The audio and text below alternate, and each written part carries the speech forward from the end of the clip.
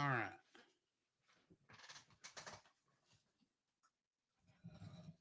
Everything should be good to go. Hit the word should. Well, you never know. Stuff happens. That is true. Stream Element says we're live, so that's got to Good. mean something. Yeah.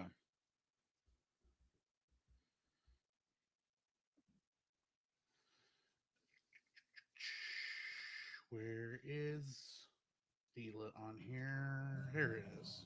She is. Whatever. Nice. Hey, artsy Steph. How you doing? Hi, Artsy. How is it going? Jump scare. Okay, did we frighten you in some capacity? No, I think she was trying to jump scare us. Ah, gotcha. Boo. Oh my gosh, I'm scared. Ooh. My tail's firmly tucked between my tails. My Le- tucked between my tail. I have two tails now. yeah, it's like a fox boy. Yeah, exactly. Good. Spin them grief. fast enough and you can fly. Oh my gosh. We are already in top form this evening. Oh, of course, of course. So we are live on YouTube right now, and we're live on Twitch. It's not saying we are live on the Facebook, and we're live on Rumble, and now we're live on Facebook. Jacob per hour. I get that reference. Ha ha. I get it too, and I barely played the games as a kid. Well, you just kind of know that I know, Tails' I know, name I is know. Miles Prowler, Or miles per hour. which is Miles miles per per hour. hour. But yeah, it's a pun, folks. Yeah. That originally Sega of America didn't like, so they asked him have his nickname be Tails so they could just call him that in all media. I'm not kidding. That's for the real reason. Yeah, I'm not surprised. Sega of America didn't like it because it's like, who names their hero Miles? Hmm. Ask Marvel that in a couple of years. Apparently Marvel Comics. Yeah, in a couple of years.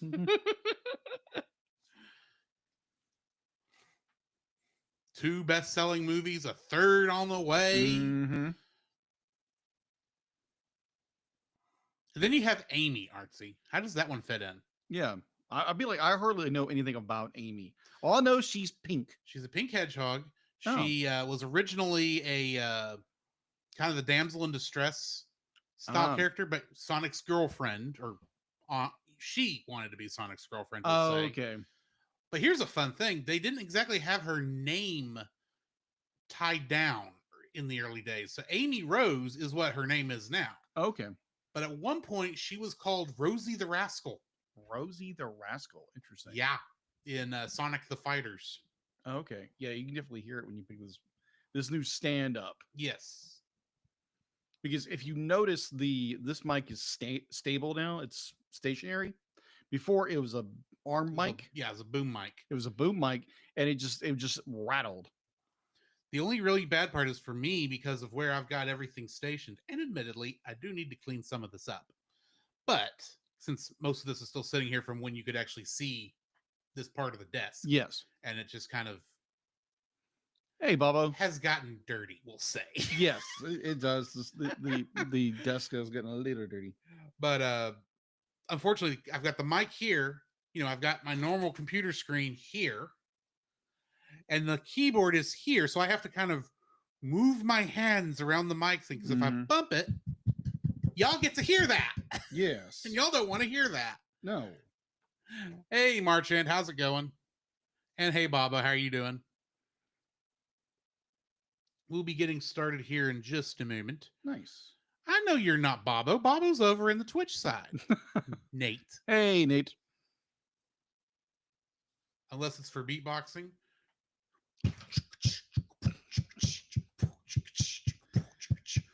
I guess the closest I got for you. I'm sorry. Gotcha. I'm not urban enough. Not urban enough. I don't know if that's the word, but it is no. now. But I knew a guy years ago that I went on a mission trip with, and he's from Germany. And man, this guy could beatbox like no one's business. Nice. Yeah, it was interesting. Alrighty. So yeah, just letting the chat flow in. We'll be getting started here momentarily. Yes. So, are you familiar with Whatnot? The the I've known a auction lot of whatnots, but yeah, I have a feeling you're referring to something specific. Whatnot app. I have not used the whatnot app. Oh, okay. So I got introduced to this because I usually stay behind on the new fancy in vogue apps. Oh, okay. That's why I only just recently got TikTok, which I barely use. Right. Literally, I use it just so I can upload stuff for the podcast. Mhm. So I heard about Whatnot from like some of the YouTubers I followed, and I was like, okay.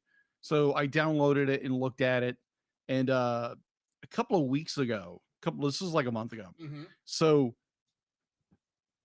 yeah, I think at one point, but I loaded my information on there just in case to be like something that Right. looks really, really good. So I was just scrolling through and I saw something like I really, really would want to add to my collection. Mhm. Not my movie collection, more my comic collection. And I clicked on it and thought nothing of it. About 2 weeks later, comes in the back, comes in the comes comes to the house, Oh no. and I purchased it.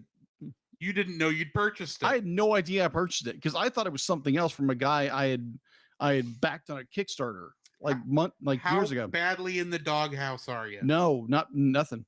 Nothing. It was She's- she was fine with it. She was like, okay, as long as you know you're buying this, you're Yeah, fine. Going forward, as long as you know what you're doing. Yeah, I exactly. understand this was an accident. I Yeah. hope it wasn't an expensive accident. No. It was barely cheap.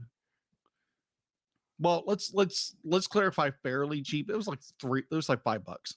Okay, $5 I still call cheap. My worry was that you were looking at something like, oh, that looks cool. I think this is Pinterest. I'm going to hit this so I can pin it and so I can look at it later. And and it turns out to be like Lego Ultron or something. Oh, Or Lego, not gosh. Ultron. No.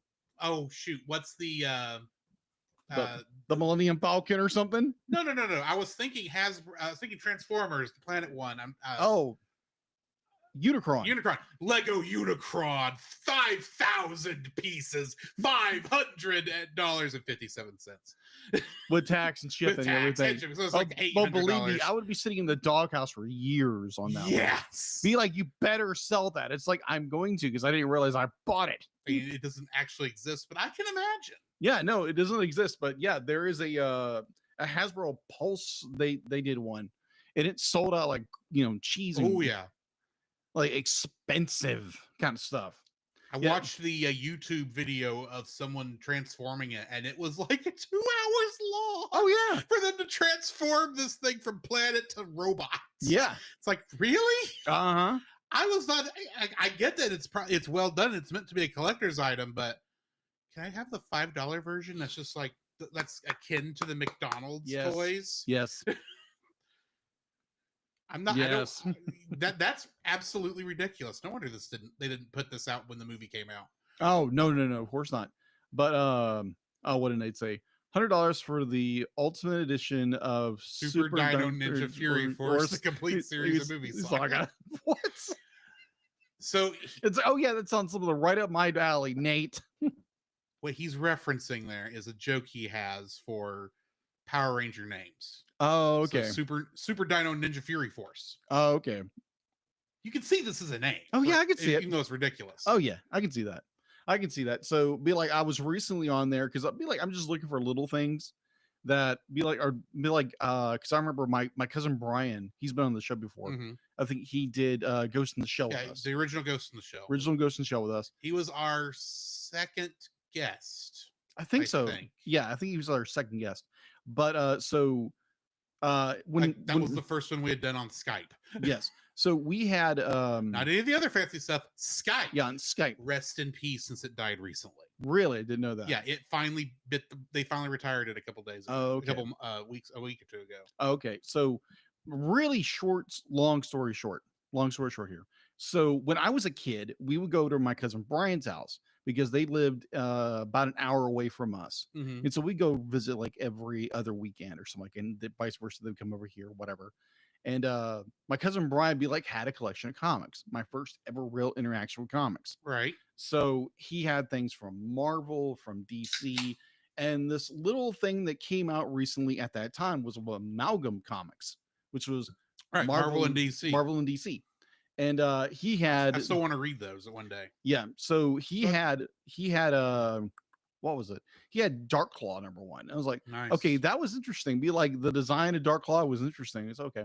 So be like I kept thinking it was like there was a Spider Boy, not the new Spider Boy, but the amalgam version of it, Right. which is Spider-Man and Superboy. So I was more like, okay, I'm intrigued. So I looked on Whatnot, be like, is this book available anywhere? So okay, so there was an auction coming out today, and I clicked on it, be like, okay, I'll put it reserved for $1. What's And it going for? no, be like, just hold on. So I have questions. I want oh, you answers. have questions, believe me, we'll get there. So be like, I do a pre-bid on it, $1, okay, no problem. And so the auction comes up, and I vaguely hear him say something, but he's a very deep Southern. I want to say he's from Alabama or something like that, but I might be wrong. Hmm. So, apologies ahead of time if you hear this. So, be like, so I'm listening to his stream, and it's going into almost an hour. Yeah. And I'm like, hey, did you already go through those amalgam comics? He's like, I think I did. Hold on. So he's scrummaging through and asked me like for this, and this. And it was like, no, we don't have that one anymore. Sorry. And he says something. I don't understand what it says. So and it's like, okay, no worries. And so I get here and I notice I get an email. I get an email from Whatnot. Hmm. It's like, oh yeah, you want it. The one You I bought an amalgam comic for $1? $1. I feel that's wrong on so many levels. Why? Because that should be worth more than $1 for amalgam comic. They're really not worth that much. I know, but it's like they're not. I say they're not reprinting them. I vaguely remember an announcement of reprinting Marvel versus DC and the amalgam comics line. They did an omnibus recently, Right, and and sold out. which is why I think that's why I didn't even bother, because I knew it was going to. Yeah. But it's like $1. $1. Good night. Because it's probably worth, like, with shipping and handling, it's a little bit more. But it was like, okay, cool. Because I'd be like, my cousin never had that one. And it's like, okay, I really want to see that because I love the design. Now, Dark Claw's design, woof, that's 90s. That is so freaking 90s. Well, yes. But yeah, I was like, okay, cool. Of course it is. It's Batman and Wolverine. Yeah, Batman and Wolverine. It was like, I'd be like, of course it's 90s. How else would you draw that? I was actually redesigning it in my, because there where I work, I'm sitting at a check stand and it's like I could just sit there and sketch on something real quick. And I was literally going in and redesigning what in my head, what I remember of what this character looks like. So it kind of looks more like what Batman and Wolverine would look like now, rather than this like a guy with looks like a bat on his face. Of course, I'm now just picturing, and this crossed my mind, a Batman silhouetted figure, but with 3 Wolverine claws, but done in like the Calvin and Hobbes style. Oh gosh. That's what just crossed my mind. Okay, fair. That would be funny. Yeah, okay. But anyway. Okay, fair. I have attempted to draw like Calvin, I know that's not your art style. It's not my art style, but it's always interesting to find like how different artists draw. Mm-hmm. It's very interesting. Like, what's the artist's name for Calvin Bill Hobbes? Watterson. Phil Watterson. Bill Watterson. Bill Watterson. Be like, his art style's varied because I have the first volume. I think it was like they recently re-released them. You mean that collection over there that I've got the hardback version that fell on your toe? Yes, on my right foot. Yes. That you've got the paperback? I have the small paperback. Right. Yeah. So eventually I'm going to collect them all, but oh, I see. I assumed you got the whole collection like I did when I get it. No. These are small. These are these are very, very small. They were like, it was like $9 on Amazon like 2 years ago, I think. Yeah. I was like, okay, cool. Now I got that collection on sale. Granted, remember it's a 3-volume box set, hardcover, nice paper, reprinting of every single Calvin and Hobbes comic strip. Was going the retail price at Barnes and Noble was $150 for the whole kit and caboodle. Do you know what I got it for? $80. $75. Wow. plus I, tax. I remember having that conversation. Yeah. I don't even know how I got that lucky because it was brand new. Yeah. Still in the cellophane. I don't know why this person was getting rid of it. But anyway. Yeah, maybe it was because there again, it can crush a foot. It didn't crush my foot, thankfully. It would have had to have fallen a lot farther away to crush your foot. Oh, yeah. It fell an inch. It fell an inch. And even then, it was not like the full weight. It was just a corner, which is still be like that'd be like looking at that behemoth book. It's a behemoth of a book. It looks like it's a good, like an old school dictionary. It's a good 5-6 pounds. Yeah, for a book. And you paid like 80, like maybe 90, $100 for it altogether. With tax, it was probably like 85. Oh, okay. Because I bought it technically through Amazon. Oh wow. It was one of those where it's like I was looking at the books thinking, oh, this is on my wish list. I'd like to get it one day, but I ain't spending $150 for it. And then all of us, and then one day I was like, 75 new. What's the catch? Yeah. No catch. Guy was just getting rid of it. Wow. They call those Chihuahua killers. Indeed, Marchand. Hi, Chihuahua. On that note, why don't we jump into a classic Sherlockian Holmesian story? Mousy story. Yes. The Cellcast is recorded in front of a live streaming audience.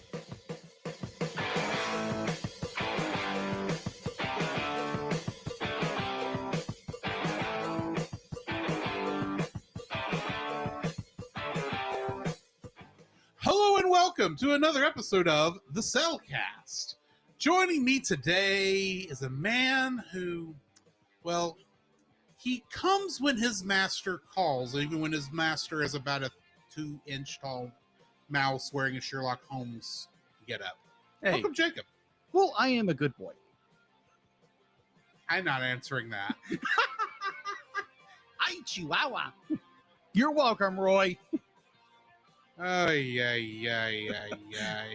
thank you. Let me use our co-host, a man who, just don't call him the R word and we're fine. What did you call me? I said R. Don't be so offensive, dude. Wait, I just realized you weren't saying that about me. You were saying that about Francisco. Oh. Maybe. I could be. It could stand for Roy or Rat. Rat Roy. Anyway. Rat Roy. There we go. Rat Roy. Social. Rat Roy. Tonight, we are rewinding back to our first season once again to re-review The Great Mouse Detective. Mm-hmm. A classic from movie, if we're being honest. Yeah, like the movie's been considered a nostalgic classic. Be like Forgotten Jim. All these are like it's worthy of that. And it's a very historic film. It's literally, while it's technically in the Disney Dark Ages, technically, it probably could very easily be the start of the Disney Renaissance. Like the first rumblings that things were coming back. Okay, yeah. Very similar to what like they did Princess and the Frog and Princess Bride didn't do very well. But like just like this movie did, right? But there's a lot of things that make you looking back at it now, go, exactly. Oh yeah, this is definitely the rumblings of. Oh yeah, the start of something new, a new brighter age for Disney. Yeah, and then I wonder what the next bright, the next starting to be good movie from Disney's gonna be. That is true, because you never know, because we're kind of in a dark age again right now. I would say more of a slump. It's a slump. We've really only had like 2 movies come out that were like not liked. Yeah, and plus how the culture is right now with they are so not everybody. I'm not including everybody in this. I'm only including people who are very negative towards everything. Yeah, it's be like if the movie doesn't look the way, because I think it's the new Disney I think Disney Plus movie that's coming out with Ironheart. Be like, I saw the trailer. It's a TV show, isn't it? Yeah, that's right. It's a TV show. I Because thought it was a movie. It's a Marvel TV show. Yeah, it's a Marvel TV show. And Marvel there's has yet so to much vitriol for Marvel this. has yet to put out a movie on Disney Plus that didn't go to theaters first. That's so true. I'm assuming it's a TV show. I think it's a TV show. I think so. Because I saw the trailer. I really don't know anything about it. But all except that, like, she's the new Ironheart who takes over kind of Stony York. She did technically show up in Wakanda Forever. Yeah, I didn't see that one yet. And Ryan Coogler, who directed, of course, both Black Panther films, is directing this, which is maybe why you were thinking movie. And I could be wrong. It could be a movie, and I just don't know it. Yeah, but she did show up in that. Unfortunately, that was back when Marvel was cramming like everything in a movie that didn't need to be there. Yeah, instead of telling a good story first. Overstuffing everything.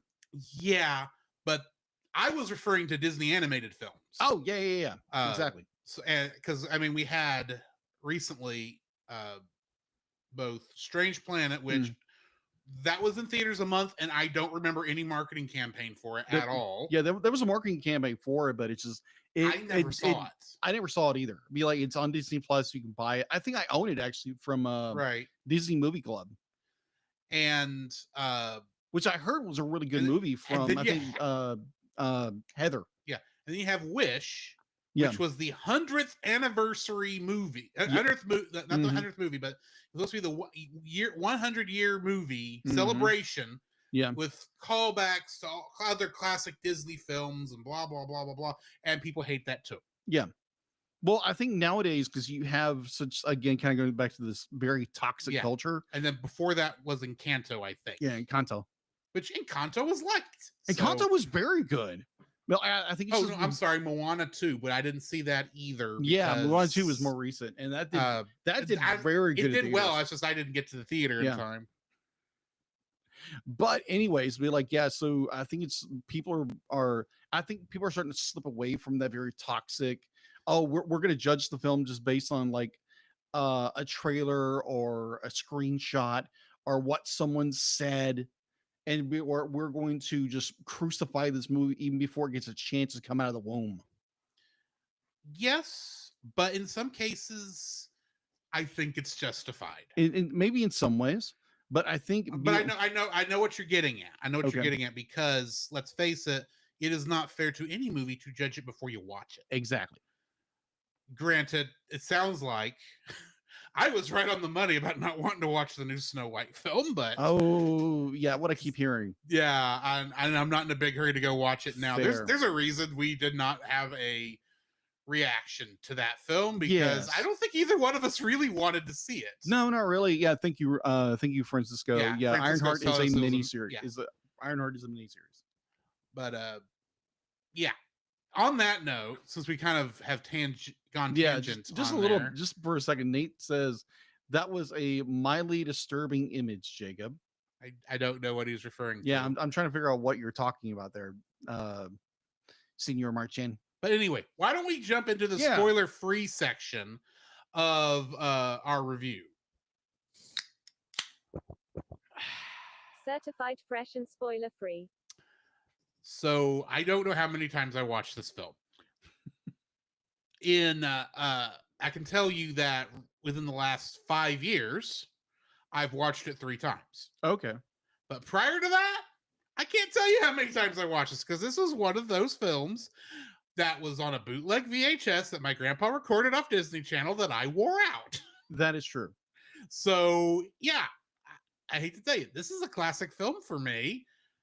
Right off the bat, I love this film. It's great fun. It's like it's like eating good ice cream. That's the best way I know how to put it. It goes down smooth.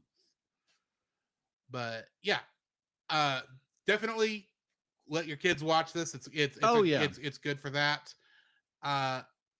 In fact, I think when we going back to when we first reviewed this in September of 2019, we both kind of agreed in general that it does have very kind of a darker theme because it is the 80s and it's a Sherlock Holmes. It's Sherlock Holmes story, and I think we both agreed because I listened to it before I came over here, and this movie had be like it's a lot darker. It's got a lot more spooky scenes to it. Mhm. So it was more back then. Well, there's some shots of Fidget that will make Oh you yeah, go Fidget bump in will the just night. make you jump. like even now, I'm 42 years old and be like, oh my gosh, that stupid little bat. But yeah, it's just be like the movie will make you jump if you're not expecting it. Yeah. You didn't happen to get the I did. ratings. Oh, I did. We'll worry about that when we get to Yeah, it. exactly. I was for we didn't discuss it. Grant, we've done how many of these, and we don't have a set format that's different from our normal format. Right. So I try to keep that in mind when we're doing rewinds. It crossed my mind, like, ooh, what if we said that rating now, and then we'll see how it goes? But I thought, no, that's too much like Retro Rewind. Yeah, that's podcasts. true. Even though we love retro, we're going to be on there Soon. soon. Well, we actually are on a new release episode coming out soon that we recorded 3 years ago. Oh, okay. But we'll be recording with them pretty soon. Oh, okay, gotcha. On another movie. But do you have what are your spoiler-free thoughts? Spoiler-free thoughts. Again, like in the first review, I had not watched this film previously, and I watched it for our first viewing. I'm still surprised that I introduced that film to you. Yeah, you did in a way. Because the Disney 80s line of movies were movies that we never watched. Right. It was something about from the 1970s until 1989. There was that gap of movies we never watched. Except for Oliver and Company. Because I remember watching Oliver and Company. Why should I worry? Yeah. Why should I care? Don't copyright. Don't copy strike. But it's like, so now I have a fondness for this film because it's so good. Because I was like, wow, where in the world was this my entire life? Now, granted, I could be having, like, when I was a kid, probably watched and forgot it. But yeah, I enjoy this movie, and rewatching it again from 5 years on. Yeah. 5 years on from the last viewing. It is good. It is such a good classic hidden gem of a Disney film. Yeah. Because there's so many of the Disney in that dark ages of the 80s that are so good. And they just, like you said before, they completely got missed over, or it was just like the time. And like, I guarantee probably 10 years from now, they're going to be people like, it's like, well, like the more modern films are gonna be like, oh yeah, those are great films. Those are great films. Be like, just people just ignored them. But I don't know. Like, I might go back and watch Strange World, whatever it was called. Strange Planet. I might go watch Strange Planet. Be like, you know what? It's not a bad film. Be like, yeah, some things I disagree with. I'm not against us watching it at some point, of course. Right. And I will be even fair. We will not do it during Bad Movie Month. No. Of course not. Because Disney films be like, most of them, when they're bad, they're at least competently made. It's just more like sometimes the stories just don't work. Exactly. But I thoroughly enjoy like, this is be like, if I can't have nostalgia for it because I didn't watch it as a kid, right? But be like, it's an instant classic for me, using Retro's kind of numbering system. But oh my gosh, yes. Be like, this was a fantastic film. Go watch this. It's on Disney Plus. I know there's a Blu-ray out there. Be like, you may be able to track it down. I think I have it, though. I watched it on Disney Plus for this. That's because I remember you watched it on a disc. Yeah. But I didn't go and unbury it. Yeah, but oh my gosh. But yeah, just like, this is a hidden gem within the Disney archives that I think people need to go more watch and enjoy. Indeed. And be like, yeah, the 80s were an interesting time in films when they were using more fantasy, like Black Cauldron, and other things like that. So yeah, I think we need to go back and rediscover a lot of things that were in the 80s, especially Disney movies, that were kind of missed over or glanced over because it's like, oh, it's Disney. Be like, Disney's going nowhere, kind of thing. But yeah, I thoroughly enjoy it, and if I ever get the chance, I might buy the Blu-ray version of it. Alrighty. Well, why don't we go ahead and jump into our spoiler-filled section of our Yes. review then? The following is a spoiler-filled review for the film The Great Mouse Detective. Squeak. Listener discretion is advised. The Great Mouse Detective was written and directed by Ron Clements, who, of course, went on to direct The Little Mermaid. And the other one, Ron Clements, and I'm getting to it. all right, Get to it then. Bertie Mattinson, who directed Mickey's Christmas Carol. Mhm. Dave Mitchner, who was the writer on Oliver and Company, but didn't direct anything else. Yes, And John Musker, who also directed Aladdin. and also John Musker also directed The Little Mermaid. And those two actually directed a lot of films. They did. They also I was directed just- the first Moana I was just, and the second one. you know me, I only give them one credit, and I was trying to split it between the two. Yeah, I agree. But yeah, they did work together a lot. Mhm. A lot. Also, it was written by Peter Young, Vance Gary, Steve Hullett, Bruce Morris, Matthew O'Callaghan, and Mel Shaw. It is based on Basil of Baker Street Mhm. by Eve Titus and Paul Galdoni, which in itself was inspired by the stories of Sherlock Holmes by Sir Arthur Conan Doyle. Getting into the cast for this, we, of course, have Vincent Price as Professor Rattigan. And he is a classic horror movie actor. Oh yeah. But the most well-known thing that IMDb says of that horror variety was he played Frederick Lauren in House on Haunted Hill. Mm. Barry Ingham played Basil and Bartholomew, you know, the mouse that gets eaten near the very beginning. That Yeah. ironically, Bye, the one Felicia. that actually first calls Rattigan a rat. Yes. He in the movie A Challenge for Robin Hood, he played Robin Hood. Oh, okay. Interesting. Val Betton was the voice of Dawson and a thug guard, Mm. and he was the Sultan in Aladdin.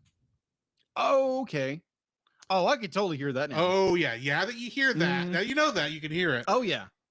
Suzanne Polishek played Olivia Flaversham.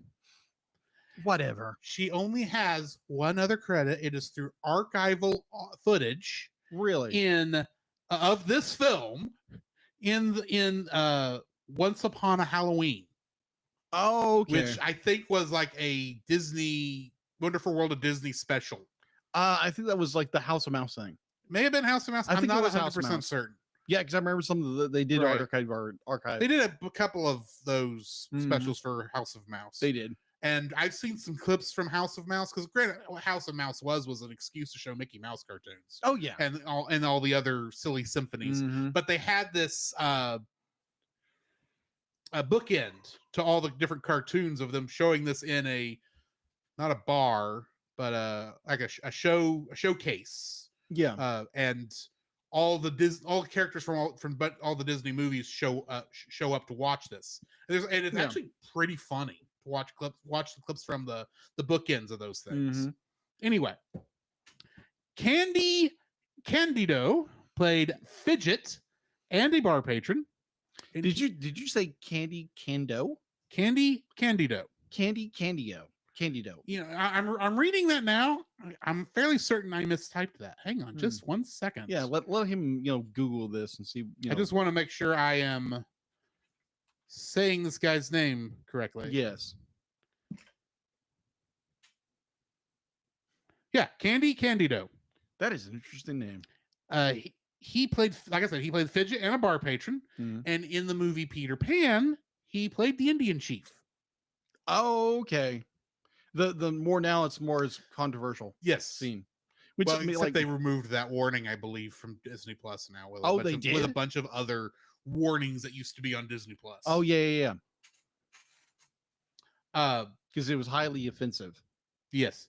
Diana Chesney plays Mrs. Judson, and she was a villager in Robin Hood Men in Tights. Oh, a movie I have not watched yet. And some people are like, and Drew's glaring at me from the other side. It's like, are you mad you haven't watched this? Like, no, I haven't. On an upcoming episode of the Cellcast Plus, though not immediate. I'm not surprised to be like, we're going to do this like 2 weeks from now. I don't care. No, I already got what I want to do 2 weeks from now. Okay, then. Eve Brenner was the voice of the Mouse Queen. And in a movie called Murder in the First, she played Winthrop's secretary. Alan Young is the voice of Flaversham. And he uses this exact same voice a couple years later when he started voicing one Scrooge McDuck. Okay. Gotcha.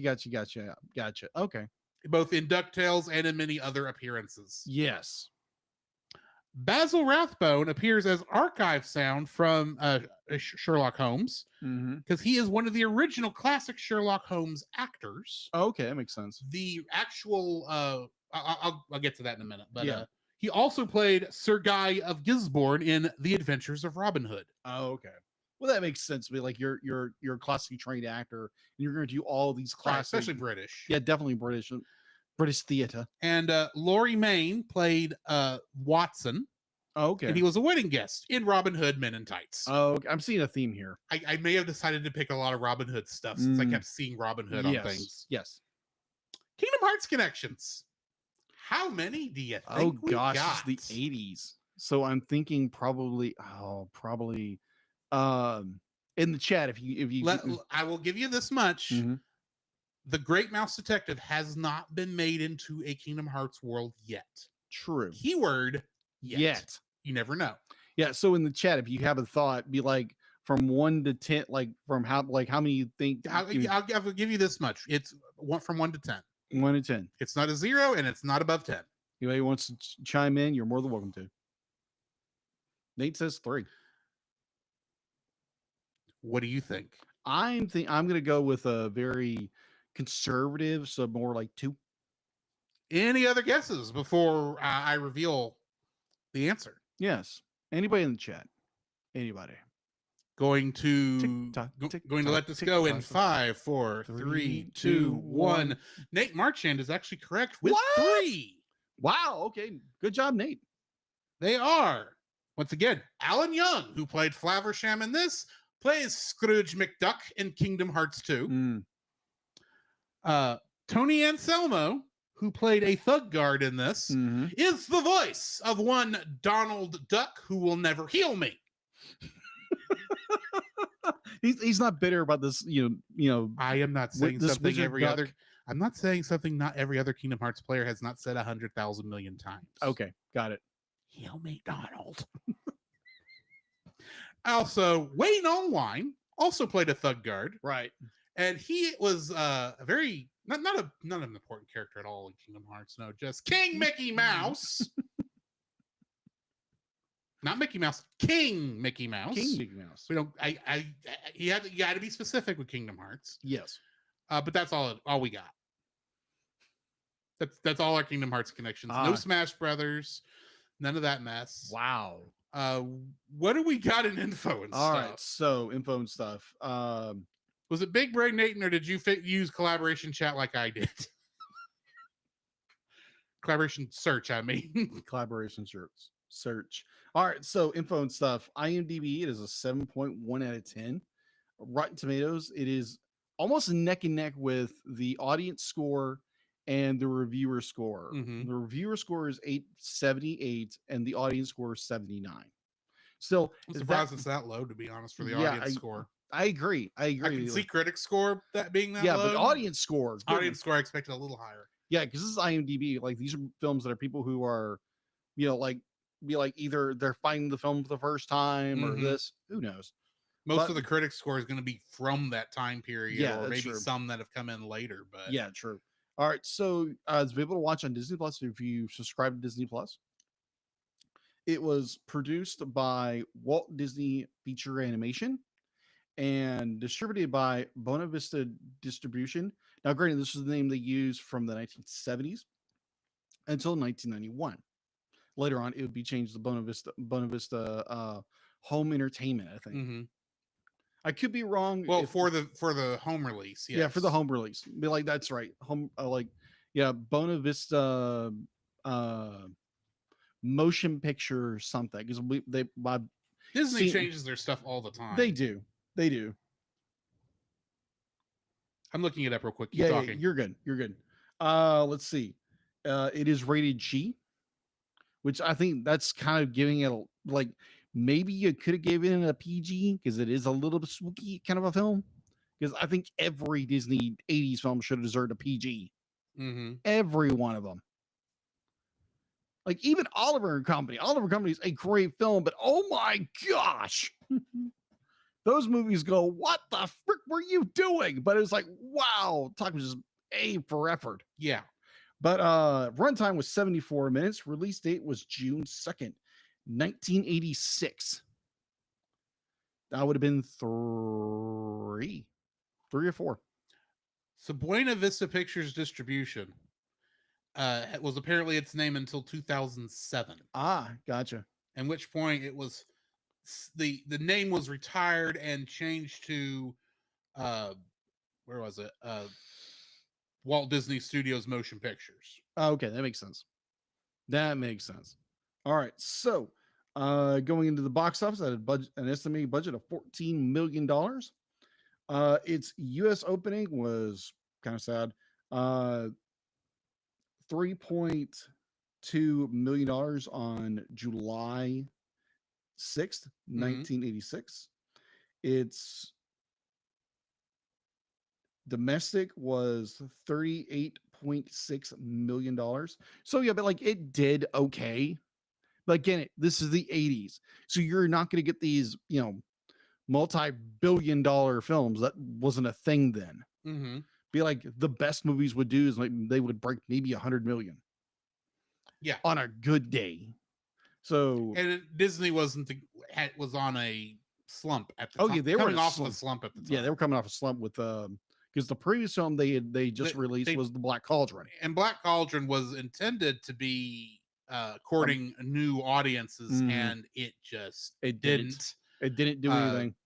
Because it was actually trying to go for the audiences that things like the modern 80s teenagers Fire and Ice, and the animated Hobbit film, and I'm trying to think of the other. Anyway, those kind of dark animated teenager films. Oh yeah, and it just didn't fit. Didn't work. Then they put this out, and I think this is very similar to the story of Shrek and Prince of Egypt, where one was considered to be the prestige film, and the other one was the one nobody wanted to work on. Yeah, exactly. And he just wanted to be this one, and just like that, just like Shrek, this was the one that did well, or did better, I should say. So again, all the films we have just talked about, we have all reviewed all these films already. Yes. So if you want to go listen to our review back in the day, in the way back machine, go find that. So on our the cellcast.podbean.com. It's all there. Or your favorite podcast catcher. Yeah, exactly. So it did fairly well domestically. It did, let's see, it did about the same because they don't apparently they didn't release records of the international release. But I'm fairly certain it probably did better, but you never know. Yeah. Because again, it was the 80s. Let's be real. Because that kind of reminds me, guys, when we were kids, because I can talk to my parents and they can say the 50s and 60s were the best years when you're growing up. And whereas we look at the 80s and early 90s as the best years. As the best years. And yet you actually that is the thing. We're tangenting again, but you're wearing goggles. It's called rose-colored glasses. Rose-colored glasses, because there were a lot of stuff going on at that time we didn't know about or didn't concern us. That was exactly that was worse than what everyone had gone through before. Oh yeah, but yeah, it's like you can be like if you were watching like your favorite film when you were a kid, and it's like the best film ever, and you watched it as an adult, and you might still have those rose tinted glasses, but you're gonna look as an adult and like, oh my gosh, what was I thinking? Yeah, this movie is not good. Anyway, yeah. Anyways, so out of the away from this rant like we normally do. All right, so home release. Following the theatrical re-release in 1992, the film was released on VHS and Laserdisc in July 1992 as a part of the Walt Disney Collection series. It was, and at that time was called The Adventures of the Great Mouse Detective. Yes, because they changed the name for some reason. Yeah, they did. I think they were trying to remarket it. I guess because that's what they did with the Cauldron. They did not return the actual name the Great Mouse Detective until like in that form until like the 2000s. Yeah, something like like that. the Blu-ray release. Yeah, because Or they no, it's the DVD release. yeah, because they did the exact same thing with the Black Cauldron, Mm-hmm. or it's like they call it the Adventures of the Black Yeah, Cauldron, or something. So technically, I watched The Adventures of the Great Mouse Detective when I was growing up. Ah, okay, If we're being honest. gotcha. All right, so it was placed into memorial, like placed in the vault. It was placed in the vault Mm-hmm. on April 30th, 1996 or 1993. It was released again on VHS in 1999 with a game sleeve inside it as part of a contest. Apparently there was a contest at the time. It doesn't give me information what that contest was, but I'm interested to know. Let's see. Let's see. A DVD was released for the first time in 2002 with a short making featurette. It was released in the UK for the first time on VHS in 1992, followed by 93 and 95. A let's see. A DVD was released in 2010. This edition was called "The Mystery of the Mystery in the Mystery Mystery in the Mist. Mystery in the Mist edition of The Great Mouse Detective." Was released on DVD of that same year. And that was the year they changed it back to the Great Yeah, Mouse Detective. That's what I understand. And on Blu-ray the first time on October 9th, 2012. Unlike previous home media releases, which all use the 1992 reissue title print, The Adventures of the Great Mouse Detective, this DVD restored the original 1986 title card, which had previously had not been seen since its original 1986 release. The DVD also had the film in its 1.78 one widescreen aspect ratio, which brings it closer to the original theatrical aspect ratio. The Blu-ray edition was region free and could be played in any region of the world. The Blu-ray was finally released in the UK on November 9th, 2015. It was released in French territories in Blu-ray on October 20th, 2015. Now, going into the yearly ranking, because this was put out in 1986. Yes, I was not even a year old. Yeah, he was a wee little. I was a wee little lad. Yeah, wee little dodging. But so I'm curious with Drew and our audience, what ranking number do you think The Great Mouse Detective was in the according to, where is it? boxofficemojo.com. Where do you think this movie ranked?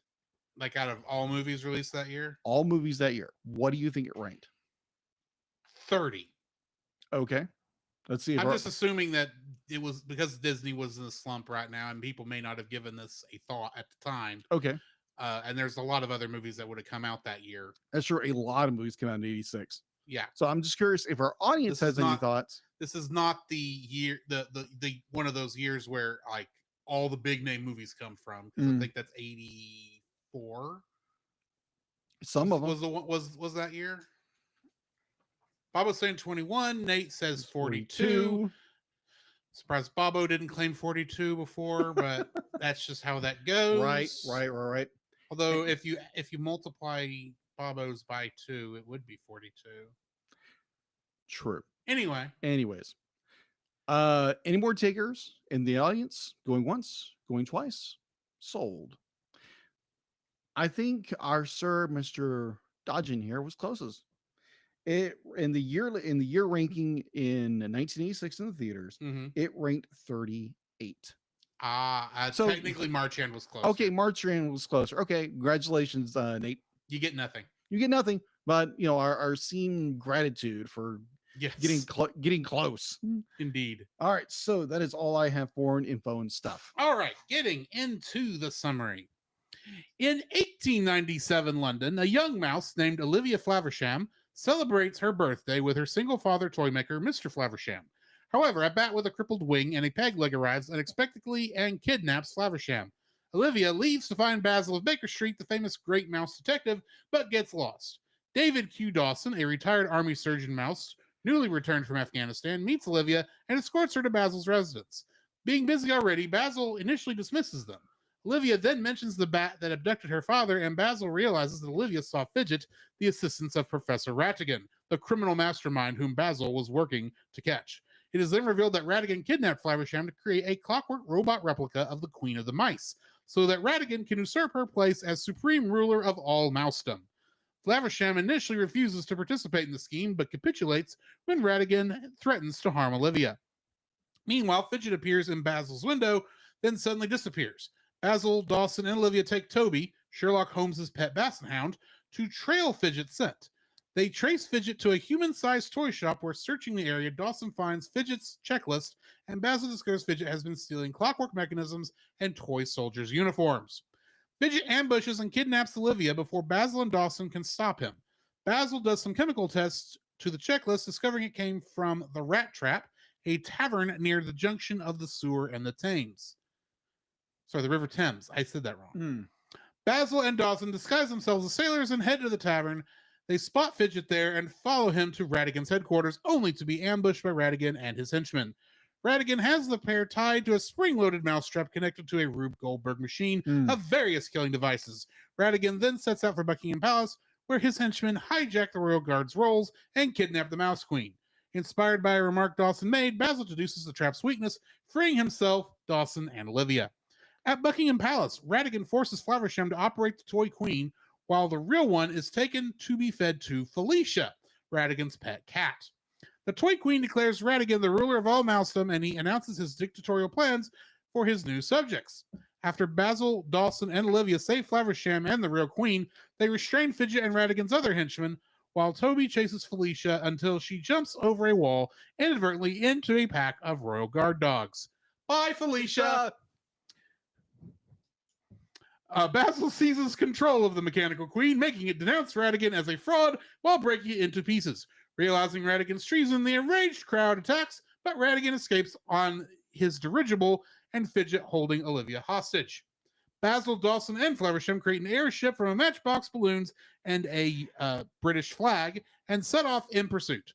Rattigan tosses Fidget overboard to lighten the load. However, Basil jumps onto the dirigible to confront Rattigan, causing it to crash straight into Big Ben's clock face. Inside the clock tower, Basil restrains Rattigan, chases Olivia, and safely delivers her to Flaversham. Rattigan breaks free and attacks Basil. However, when the clock strikes 10, the vibrations cause Rattigan to fall to his death. He attempts to take Basil with him, but Basil grabs a part of Rattigan's dirigible and saves himself. Back at Baker Street, the group recounts their adventures. The Flavershams depart for home, and Dawson reluctantly resolves to leave as well. A new client arrives, and Basil introduces Dawson to her as his friend and investigative partner, prompting Dawson to remain and assist in Basil's future cases. Getting into the trivia. Rattigan was originally designed to look thin and weak, but when Vincent Price was chosen to play the role, his appearance was changed accordingly. During the recording of Vincent Price's lines, animators sketched his exaggerated Shakespearean gestures and worked them into the animated poses for Rattigan. Yes. With this film, Vincent Price realized his lifelong dream that he had always wanted to be the voice of a character in a Disney film. In Sir Arthur Conan Doyle's Sherlock Holmes story, The Sign of Four, Holmes borrowed a dog named Toby, whom this Toby is based on. Okay. Gotcha. If I remember correctly from when I read that story, Toby did not like Watson. I wonder why. The clock tower scene is the first major use of computer animation in a feature-length animated film. Gotcha. Namely with the clock's gears. The same scene was also the first time traditionally animated characters were put inside a computer-generated background. This clock tower scene was inspired, though, by Lupin III, the cast of Cagliostro from Hayao Miyazaki and TMS Entertainment. Also from our first year of the podcast. Wow, you're not kidding. It was ultimately Vice President of Walt Disney Feature Animation, Peter Schneider, who made the decision to change the title of the film from Basil of Baker Street to its current title. Ah. On February 13th, 1986, an inter-office memo was sent out to Disney employees in Schneider's name announcing the renaming of the studio's most beloved classics, changing Snow White and the Seven Dwarfs to Seven Little Men Help a Girl, Fantasia to Color and Music, The Jungle Book was changed to A Boy, a Bear, and a Big Black Cat, and so on in that fashion. Schneider was furious over the memo and attempted to find the author, who was actually animator Ed Gombert, so he could fire him. All the other employees found it a harmless joke and kept quiet. A copy of the memo eventually landed in the pages of the LA Times with all the new names were incorporated into the What's in a Name category on Jeopardy in 1984. Oh, wow. Schneider eventually came to regard the memo as it was intended, and in 2009 reminded Don Hahn about the clip during production of during the production of Hahn's documentary Waking Sleeping Beauty in 2009. Wow. When Fidget screams off screen as he is being fed to Felicia, it's not actually Candido screaming. Instead, it's an unused sound effect for the Haunted Mansion ride. Really? Mm-hmm. At the end of the film, Basil and Professor Ratigan both seem to have fallen to their deaths off the Big Ben clock tower, but Basil reappears having saved himself using the wreckage of Ratigan's airship. This ending parallels the final confrontation between Sherlock Holmes and Professor Moriarty in Sir Arthur Conan Doyle's The Adventure of the Final Problem. Both Holmes and Moriarty seemingly plunge to their deaths at Reichenbach Falls, but Holmes later turns up alive in The Adventure of the Empty House. Yes. Sherlock Holmes speaks with the voice of Basil Rathbone, although it is often erroneously claimed that the lines are taken from one of Rathbone's 1940s performances as Sherlock Holmes on film or radio. This is not true. The cameo is edited from Rathbone's reading of the Sherlock Holmes story, The Adventure of the Red-Headed League, by Sir Arthur Conan Doyle for Caedmon Records in 1966, just months before his death. This explains why Rathbone's voice sounds older and less crisp than in his famous films, and more importantly, why the voice of Rathbone's co-star, Nigel Bruce, was not used for Dr. Watson's brief cameo.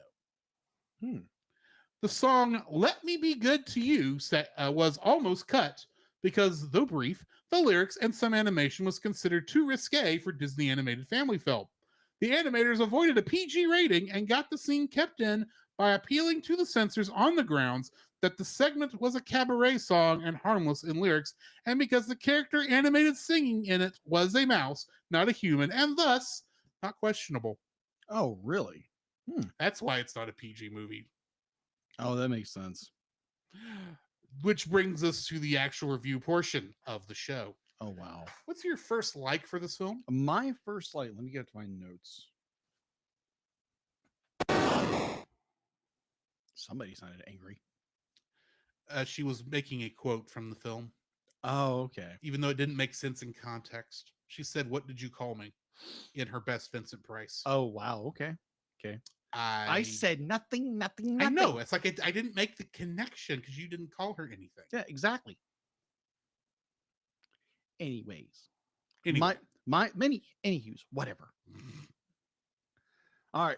My first like is the use of technology, early technology of the cap system, with definitely the clock scene. This was before caps. Well, they were using it a very early very early version of cap. I'm gonna double check it, but to my understanding, Okay.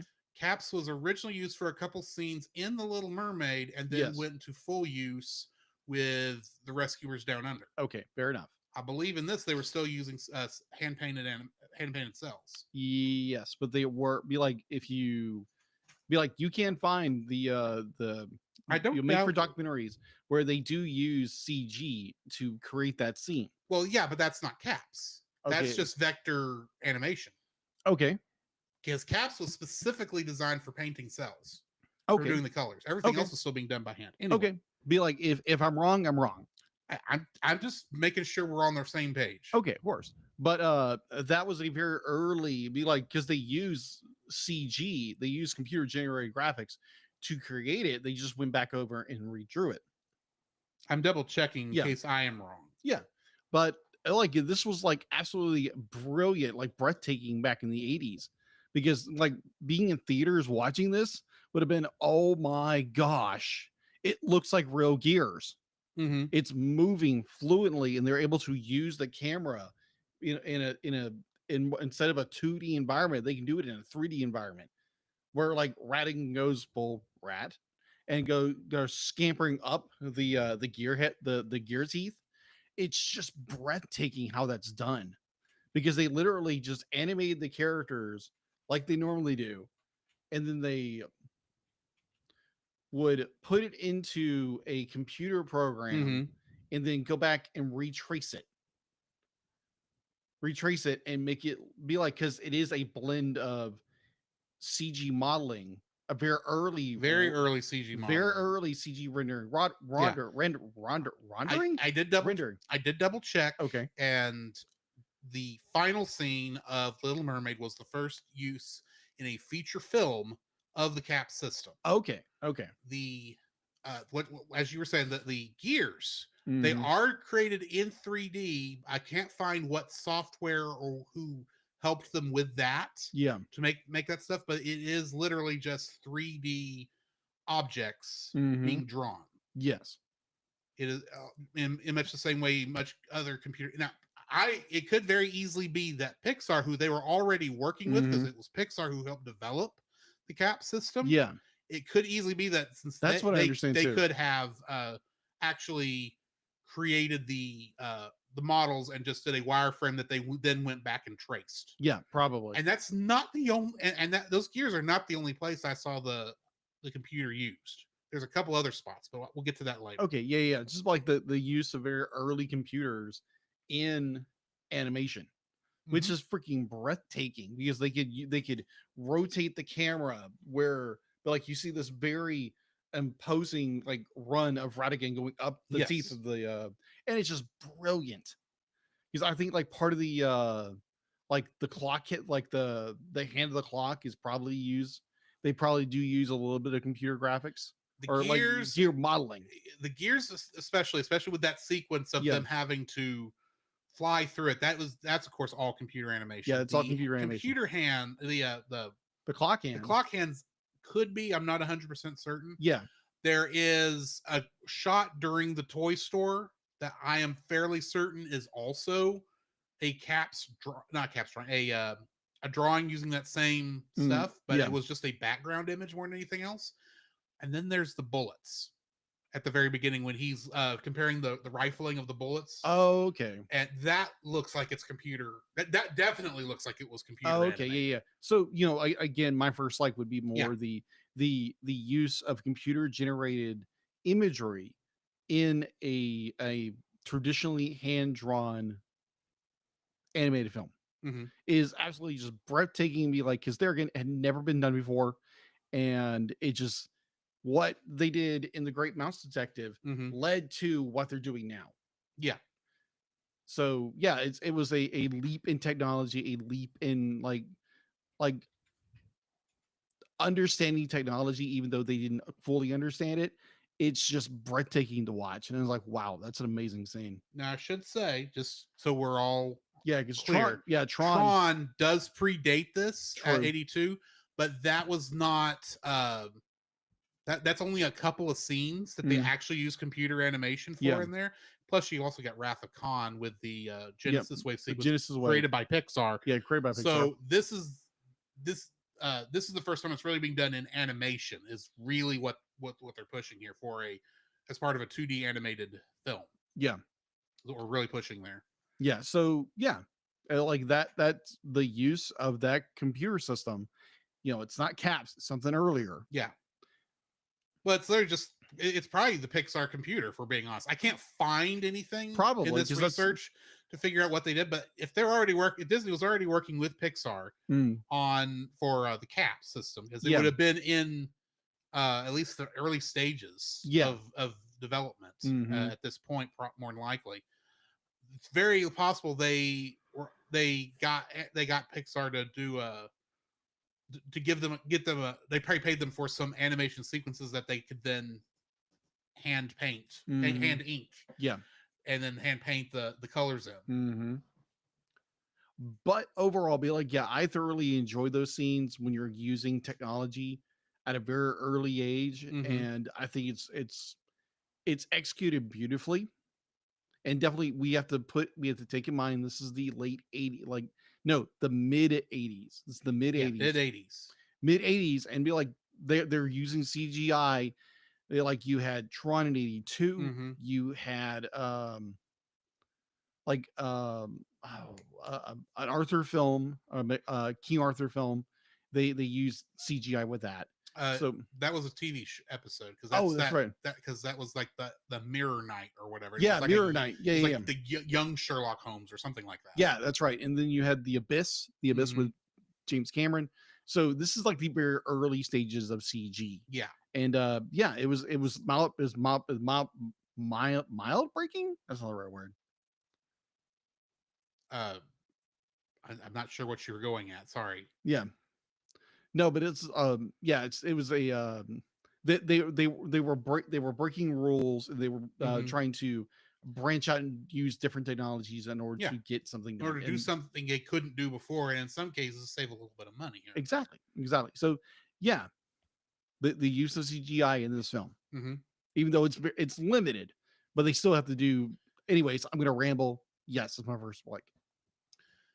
My first like for this film, as much as I agree with yours, is none other than Vincent Price's performance as Professor Rattigan. Ah, But I also just like Rattigan as a character okay. because let's face it, uh, we're now at a point where it's very popular for your villains to have to be the heroes of their own stories, right? Yes. Like they're either doing the evil acts they're doing because they literally think it's what needs to be done in order to put the world back Mhm. in order, or they're doing it because they're destined to do it, and they're trying to right a wrong of the universe.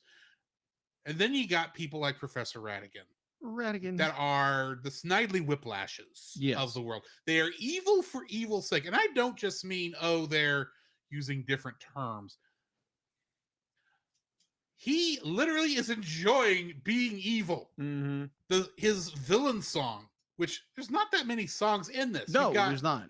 The World's Greatest Criminal Mind, which is Mhm. his villain song. Yes. You've got Goodbye So Soon, which also is kind of a villain song. Mhm. And then you've got the Cabaret Mouse song, which I can't remember the name of. And that's the only three musical numbers in this movie. Agreed. Because this is at that age of Disney where they kind of were pushing, they're doing musicals without doing musicals.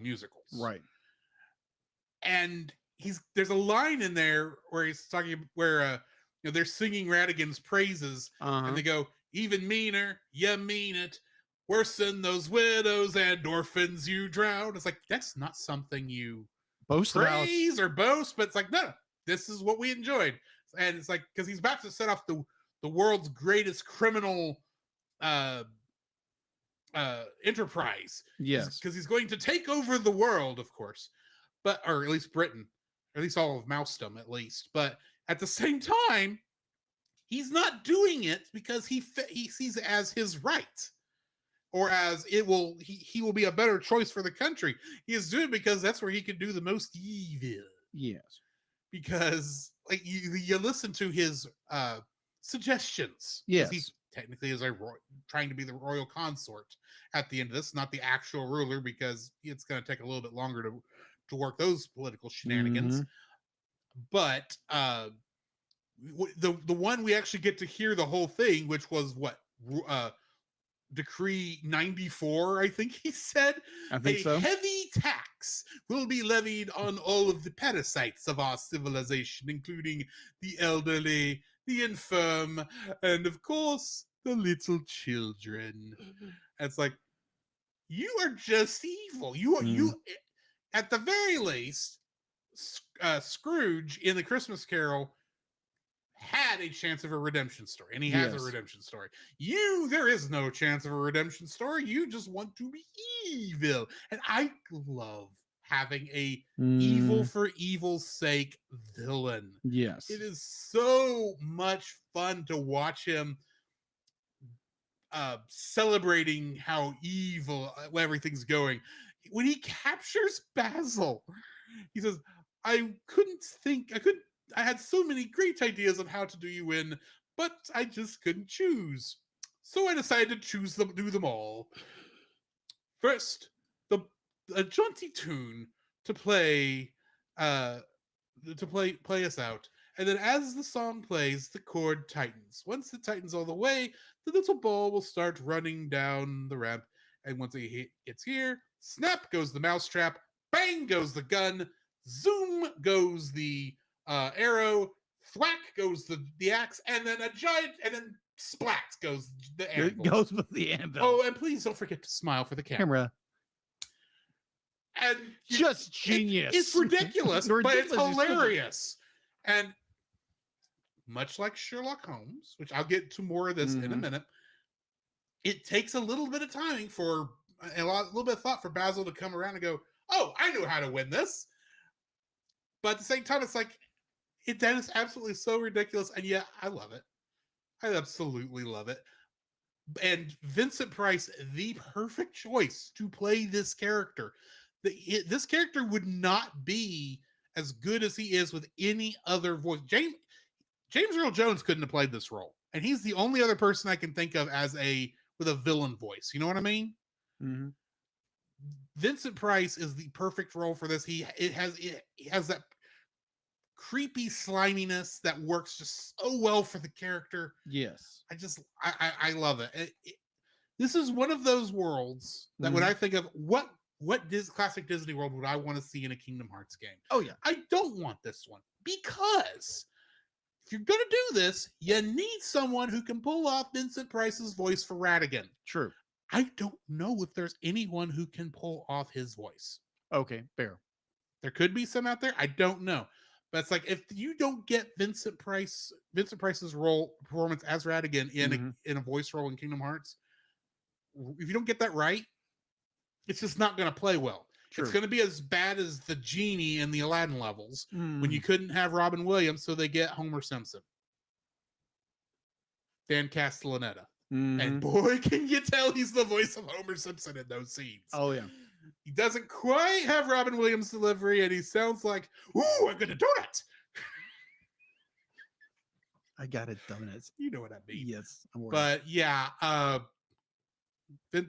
Vincent Price as Ratigan, along with the character of Ratigan himself, is just he's not just chewing on the scenery, he's gulping it down in great big bites. And I love every second of it. He is 9/10 of the reason to watch this film.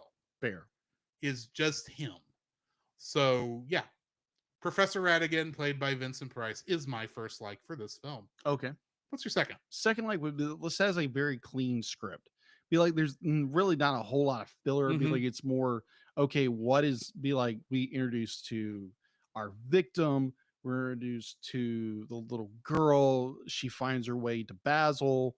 Be like it connects with Ratigan, and it's just like this. Like it's very Sherlockian. Be like it's just like clue after clue after clue after clue, and it just leads you to the next step.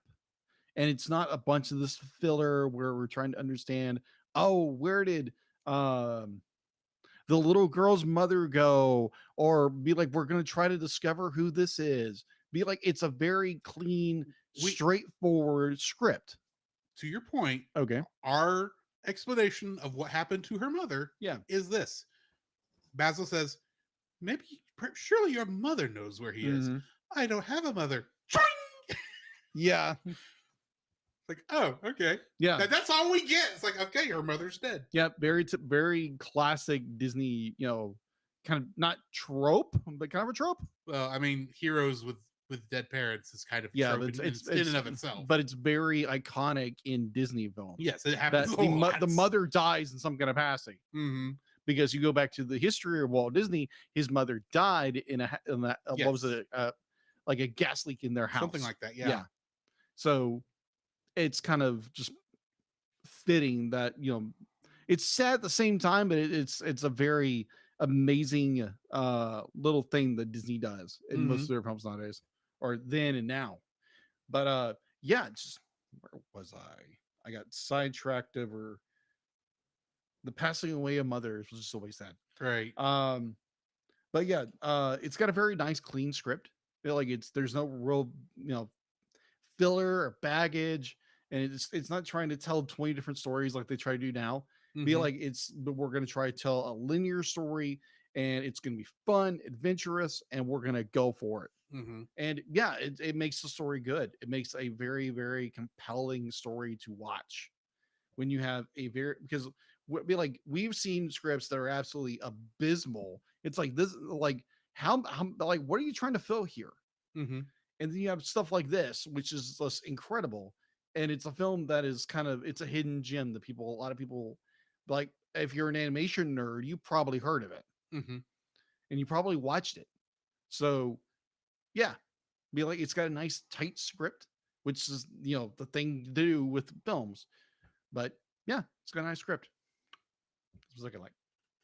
My second like for the film is that this is so much in the vein of Sherlock Holmes. Mm-hmm. There's no reason to think it's not, other than he's a mouse. Sure. Since we originally reviewed this film back in 2019, Mm-hmm. I have not only read a ton of whodunit books Okay. in that intervening time, most of them being Hercule Poirot. Okay, that makes sense. Murder on the Orient Mhm. Express and of those films, Yes. and Agatha Christie novels. Mm-hmm. I read a bunch of those novels, but I've also read 2 novels of Sherlock Holmes, plus a bunch of his short stories that were in between there. And good night. This is like written in it's like written in the voice of how those novels are. Mm-hmm. Yes, there are differences in characters. Don't get me wrong. But literally, I remember when I was reading The Sign of the Four and they mentioned Toby. I go, Toby? From the Great Mouse Detective? Because that's my connection to this character. Yeah. I didn't know that Toby actually came from Sherlock Holmes. I thought it was a character created for the Basil of Baker Street books. That was just, Mm-hmm. we need a way for these people to get around. It makes sense Basil would have a dog. A basset hound. And a basset hound, because Hound of Baskerville. I just thought that was the connection. Little did I know, Toby is an actual basset hound in the novels, in the Sign of the Four at least. Mm-hmm. And he hates Watson because Watson's not good with animals. Apparently. But the dog does what he says, and he's a great hound. I don't think he's a basset. He's a hound dog either. Yeah, way. he's a hound dog. dog. Bloodhound. Bloodhound. In the book, he's a bloodhound. Oh, okay. He's also the ugliest dog at the pound. Mm. That's why Sherlock Holmes didn't own him, I don't know. But also the Dawson and Sherlock and Basil's first introduction Mm-hmm. is right out of A Study in Scarlet, the first Sherlock Holmes novel, when they're showing how Watson met Sherlock. Oh, okay. And as soon as they meet, Sherlock pretty much says everything that Basil said of Dawson in this, Mm-hmm. saying, "Oh, you were obviously in a part of a military in Afghanistan, dealing with all this stuff because you used a surgeon cut and this on your sleeve, and it's from the particular thread is from a certain area unique to the Afghan wilds." Mm-hmm. And like, and the thing is, I didn't make that connection when I read the book. That was he said the same thing. Mm-hmm. I'm watching it this time and going, did you copy and paste there, guys? Because that's like word for word almost what you said in A Study in Scarlet. Mm-hmm. It's like, and that's the thing. It is so much in that Holmesian style. Sure, we know it's Ratigan / Moriarty. Mm-hmm. We don't care that that's who it is, because this is not a whodunit. Yeah. It's more like, how did he do it? Is really much more Exactly. concerned. And where is he? And how do we stop him now? Yeah. And that's and the whole thing of Holmes being brilliant until he's gets lost, up, and then he gets very depressed. Mm-hmm. until It's like, oh, just until take me out Watson now. / Dawson says something that makes And Holmes go, snaps him out of his that's it, Dawson, you genius. like, I knew I was a We'll genius, but set like, them all off at once. like, do you want to die? I love that scene. And Oh, yeah. This scene is not one of my likes, Right. but I'm including it here because I just love the look of crazed madness on Basil's face, which is we'll set it off at once, and how scared to death Dawson is. Oh, And it just goes as going, okay, when the ball comes down, we need to set the trap off at once. And Dawson is just going, what's down? I guess we got nothing to lose. And ching, ching, ching, and smile, everyone. Ching. And Dawson just looks bewildered. And Basil's got that mad crap eating grin on his face. Crap eating grin. You know me, I don't like to cuss. That was a genius. Smile, everyone. And when you pause that screen, Olivia, being held in his other hand opposite of Dawson, is like, what just happened? Dawson's I'm in shell shock. What just happened? I was just in a bottle. How did I get out here? Exactly. Because they But- never explained that one, but of course they don't. You do see it, like somehow the slamming of the anvil on the ground shook the bottle up enough that the cork popped out and it shot her out, which Mhm. makes no sense because there was no liquid in the bottle that she was in, so there was no way there was carbonation. But who cares? It's fun. And that's what it is. It's like, yeah, this is not a whodunit. This is just a fun film with good-natured heroes and evil villains told in the Holmesian style. And that's why one of the reasons I love this film. So yeah, the fact that this is definitely being told in a Sherlock Holmes voice, even though some of the crazier elements in this film would not have appeared in a Sherlock Holmes book, but that's only because this is a cartoon. Yes.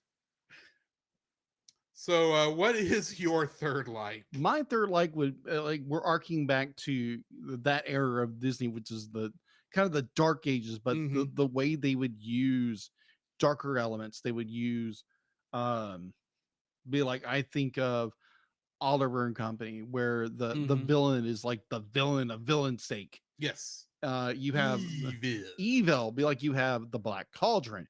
You have all these other films that have this noir of darkness. Mhm. Be like, it frightens you. Because I guarantee if I was a kid and watched the Black Cauldron in theaters, that would scare me half to death. To quote Rizzo the Rat in A Muppet Christmas Carol, this really is a dirty city. You're not kidding.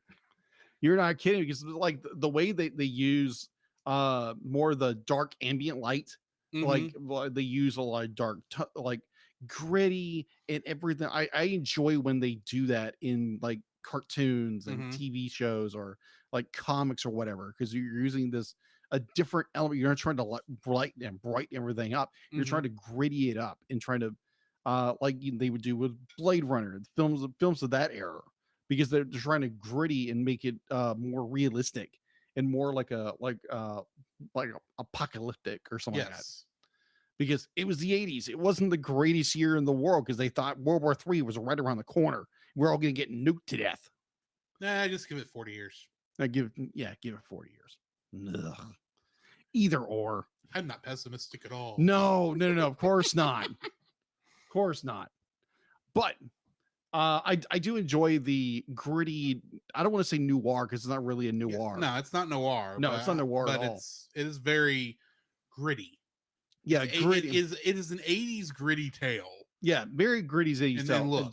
And the look and the style and everything. Yeah. So I enjoy that for what it is, because you don't see that a lot anymore, because they want everything bright and poppy, everything, or like be like everything has to be like set in this right kind of dull darkness, not a gritty. And it's like, okay, I don't know what was around You that can't corner. scare the children. Yeah, you can't scare anybody now. Oh my gosh. Meanwhile, in this film, worse than the widows and orphans you drowned. And the bat popping up every once in a while, giving yourself a sticking heart. Tools, gears, girls, uniforms. Oh yeah. Yeah. Yeah. But yeah, I Felicia. I It's like, oh my gosh. we need a poll. I need to put a poll on Facebook Mhm. at some point. Who is the most evil cat? Lucifer or Felicia? Lucifer. A cat named after the devil, or the best joke setup for a 90s movie ever. Yes. Friday. Oh my gosh. And I've never even seen that movie. I know have. I just know that scene.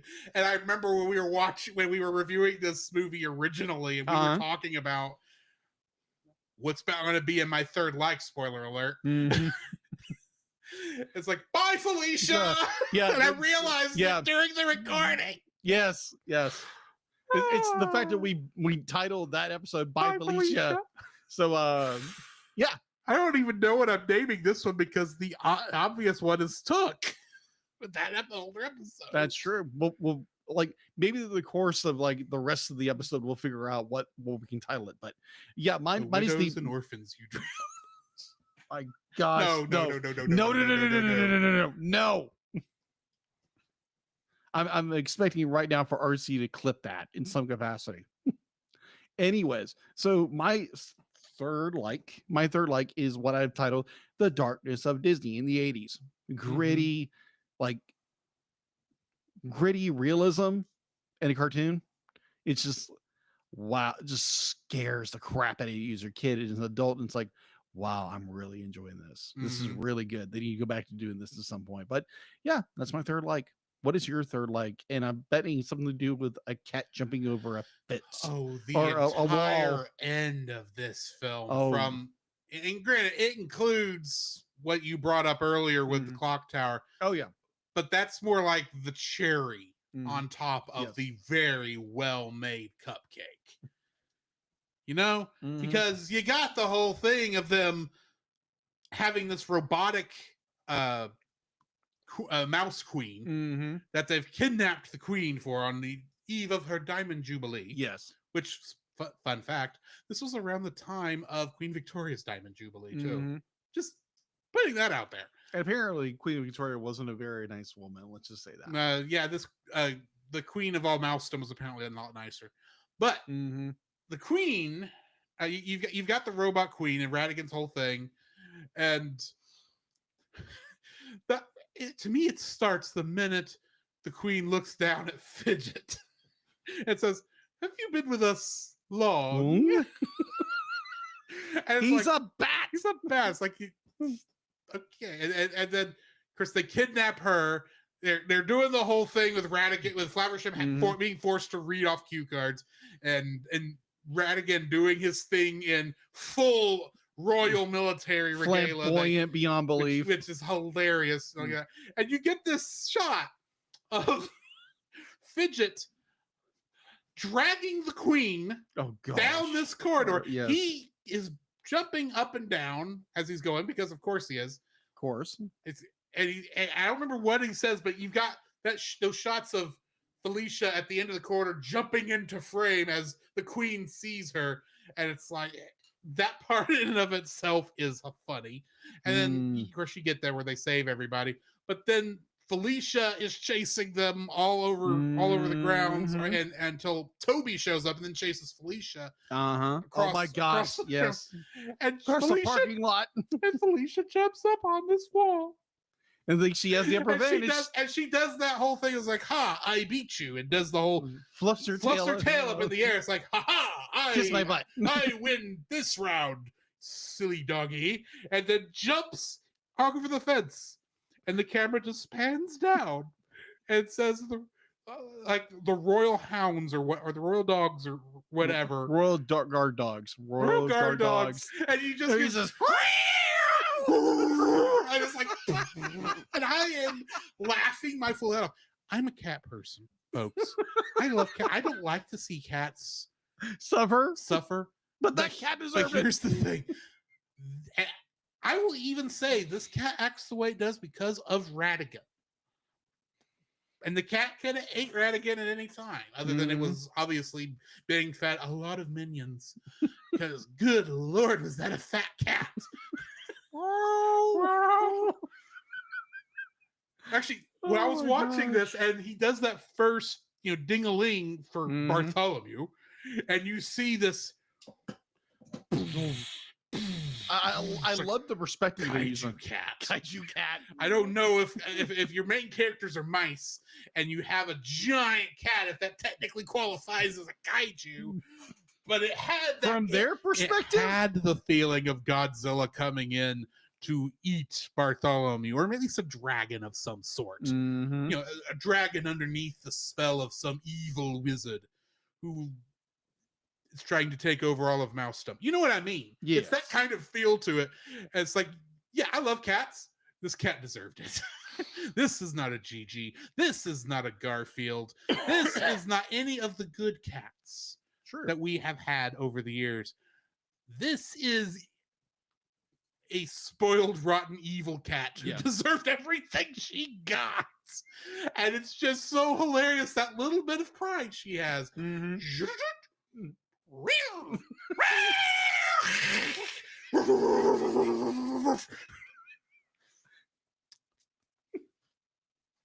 Something. Just clip that, please. Bye, Felicia. Bye, Felicia. Yeah. Bye, Felicia. So That's good. how she leaves the film. It just pans down at It like just Royal pans Guard down. dogs. We don't even see what happens to All Toby you after this until we get the zoom out shot at the end of the film. Yeah. Because we don't care. That's not important anymore. Felicia's gone. We don't know if she's dead or if she escaped with with barely a tinge of fur on her backside, running for dear life, having spent 5 of her 9 lives. I prefer to think she did spend a couple of those 9 lives. Oh yeah. Yes, I agree. But yeah, the whole ending, and that's before you even It's get just to genius. oh, you want to lighten the load, Fidget, and throw Olivia overboard. Okay, There's the grabs the bat, throws him off. Like, I can't fly! I can't fly! Ah! It's like, Fidget, I don't like you, but you didn't deserve that either. Yeah, that's true. He's a helpless, stupid minion. Because he was just so much fun to watch. Oh yeah, and it's just Ratigan being evil again, which is Yeah. what we want. yeah. And then you get into the whole clock tower scene, which is beautiful in and of itself. It's the perfect way to end this. It's a very Batman-esque ending, but and Basil does fit that because of the detective thing. Mm-hmm. And then you get like the shout out to the book that was supposed to kill Sherlock Holmes, Mm-hmm. but you can't keep a good money-making detective down. Exactly. No matter how much Sir Arthur Conan Doyle wanted to not write another Sherlock Holmes novel as long as he lived. And he still had to bring him back because it made him too much money. But, oh man, it's just so good. So good. This is one of those, you watch, there are a lot of other films from this era. Oh yeah. Both Disney and others that I have enjoyed. And they don't put the smile on my face that this movie puts. That's on true. It. This to me is one of the classics. Don't get me wrong, love Little Mermaid, Mhm. love Rescuers Down Under. It's kind of got yeah. that. It's got that same. I didn't escape the 3rd grade for nothing. I didn't. kind of a thing. Artsy says for Jacob, that clip is named "Cat Dying Noises" by Felicia. Yes. Yes. That's Thank you, Artsy. That's going on the shorts tonight. Yes. But oh, it is. I love this. I love this film. It is. I'm not saying there's not better made films. Yes. I'm just, granted, to a degree, you put my feet to the fire. Yeah, I like Rescuers Down Under a bit better. I like Lion King is better than this. Aladdin. These are all classics. But you want to say we're gonna watch a stupid fun film tonight that most people have never seen for whatever reason. Yeah. It's like, you know what? I'm there. I love this film. Let's give it a watch. After this, let's watch Robin Hood because people don't talking about that movie enough either. And you know what? Goofy movie. There you go. Now. Yes, Goofy movie. All these films that really should have done better than they did. Oh, good night. Yes. Good night. But Yes. yes, That is my third and final like for this movie.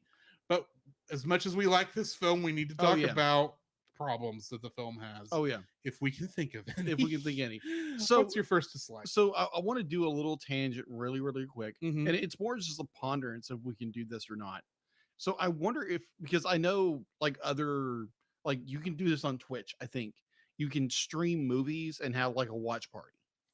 You can't really do that with Twitch. There's a way you can do that kind of through Discord, Oh, okay. Through but Discord. that's I'm it's, just it's curious. on YouTube. It's Okay. through YouTube, if we're being honest. Oh, okay. I was curious. Okay. I was curious because that'll be, I think that'd be kind of a fun idea. Oh, I agree. It would be a fun idea to do, but we'd have to figure out what is on YouTube that we could do through Discord and make it work. Yeah. So Either or, I thought it was just a cool idea. Anyways, going back into the show proper. yes. So what's your first dislike for this? My film? first is like, now granted, this is I guess Actually, it's hang on, back to what we were talking about a second ago. Artsy says something that's actually a good idea. okay. Hang out as a patron reward, Okay. even if it's just people us talking, answering Okay. questions. Okay. That's an idea. That's not a bad idea, Artsy. as something maybe on the we'll talk reward levels later. I don't know Yeah, if that would be a we'll- 5 or a 10, but it definitely wouldn't be at 1. Yeah, that's definitely something. Yeah, we can definitely talk Yeah. about something like that. Okay, sorry. First dislike. My first is like, now granted, this is a severe nitpick. And granted, I do enjoy Ratigan as a villain. He is the over the top, be like villain, the villain's sake, but cheesy is all out Mm-hmm. kind of villain. Be like, for some reason in my mind, I kept thinking, I want Ratigan to be the villain of villains, not the cheesy mustache twirling, be like, oh, he's a genius, but actually he's like completely deranged. Mm-hmm. And I want You him, want him to be more like Moriarty. yeah, more right. I want him to be a villain. Yeah. But be like, obviously, this is the why, the why and why they did this, Mm-hmm. because they wanted to, because one, it's Vincent Price. Two, it's just like how they designed the character, who he is. But for me, I think I think just I think Go it ahead. comes down to not its inspiration from Sherlock Holmes, but Mm. the fact that it's based on Basil of Baker Street. yeah, Granted, I have not read Basil of Baker Me Street. either. I should. Yeah. But my understanding is that is basically meant to be Sherlock Holmes for kids. yeah, it is. So they take a more kid-friendly Oh, I approach agree. with these characters. I agree. And I think I think it would have been a cool idea because they're going to be like, you're in the quote unquote dark ages than Disney. Mhm. Because again, Price as not Moriarty, sorry, Ratigan. Ratigan as Ratigan, be like, is genius. I enjoy that. Do not get me wrong. I do not want to replace that at all. I think if they were to do something different, be like, just make it more of a Moriarty character Mhm. who is ruthless as all out, and be like, and you just use that dark But theme. he keeps feeding his minions to this giant cat. That's true. That's true. But ruthless. oh yeah, I agree. He doesn't get. Grant, they play Again, it, it's a nitpick. they do play it for laughs here. I will Oh yeah. grant it. Oh yeah, I agree. It might be a much more like, I'm not going to say older or more mature, but Mhm. I could see why you think, oh, if we played it a little more serious, how that might work better. Yeah. And I don't think you'd have to take much, but I think No. in order to do that, you have to kill like the world's greatest criminal mind, kill that song, and like one or two other comedic spots that happens with Ratigan. Yeah. I kind of agree.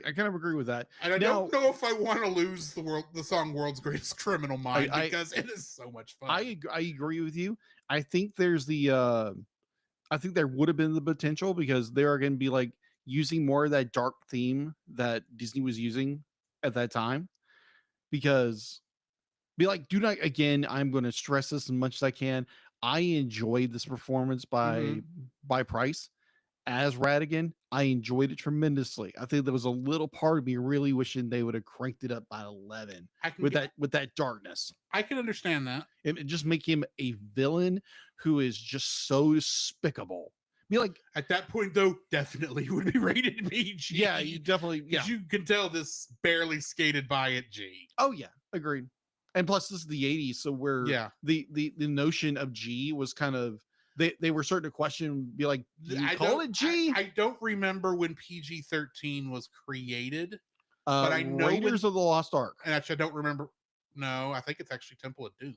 Oh yeah, that's right. It was Temple of Doom. Because Raiders is PG, Yeah, and people were saying, "Is this really what we think?" yeah. should Temple be of Doom was considered like, this PG?" is PG. This looks like an Yeah. R film. Right, and that's why they The made the whole heart PG-13. But I don't remember what year that was. Okay. And I think at the time that's why you have so many more G-rated films at the time, because PG was pretty much doing the job of what PG-13. Okay, does. got it. And G had a much wider range. Now G is limited to documentaries about the wildlife. Oh, and fair. PG and almost all the Disney films are now PG. Mhm. So even something as safe as Winnie the Pooh, I think, is PG. Okay, Princess and the Frog was PG. that is true. And there's some scary imagery, but Mhm. that's a fairly squeaky clean film. Agreed. Tangled was PG. Yes, agreed. But anyway, yeah, I get what you're saying, but I think what we're seeing here is the difference between like the pre Little Mermaid and post Little Mermaid, because about that time is where they start doing more serious affair. With Little Mermaid, I think is when they try to start taking their stories more seriously and not just making easy kid films. Granted, there's a lot of there's a lot of darkness in this also, but yeah, it's lightened because we're playing it goofy and fun. Agreed. So yeah, I understand where you're coming from. Oh yeah. Agreed. So yeah, that was, again, it's a nitpick. I think it's more of a personal choice with me, because I think it would be like, okay. But again, this movie is great. There's so many like great things about, like Radigan's like the perfect villain. He's villains for villain's sake. He's silly, but at the same time, be like he's a real menace and a threat. Be like, I think overall he's kind of campy. He's a campy villain. And I think and camp is not something that plays well with everybody. Not with everybody. But like, I enjoyed it. I do enjoy it. Do not get me wrong.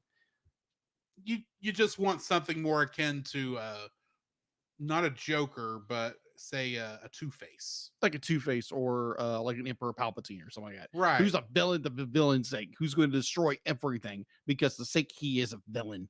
Well, in that case, I suggest checking out any of the Sherlock Holmes books with Moriarty in them. There we go. Because that's pretty much how that character is played. This is meant to be a more... It's a kid's version. Moriarty-esque, but it's meant to be more friendly. Yeah, so I get more that. Family friendly. So, I get that. My first dislike for this film, there are a number of places, as much as we talked about, especially with the great animation in the clock tower sequence. Oh yeah. And in some of the other more actiony sequences, there's a number of places where my brain immediately goes to the cabaret, where there's a couple of places where they go for like 15-20 seconds of like two of the mice background dancers are dancing on the stage. We don't know where the main dancer went off to, and they're just, while the song is playing and the camera is zooming out while they're dancing on stage, and like the rest of the background is not doing anything, and it's very obvious that they are...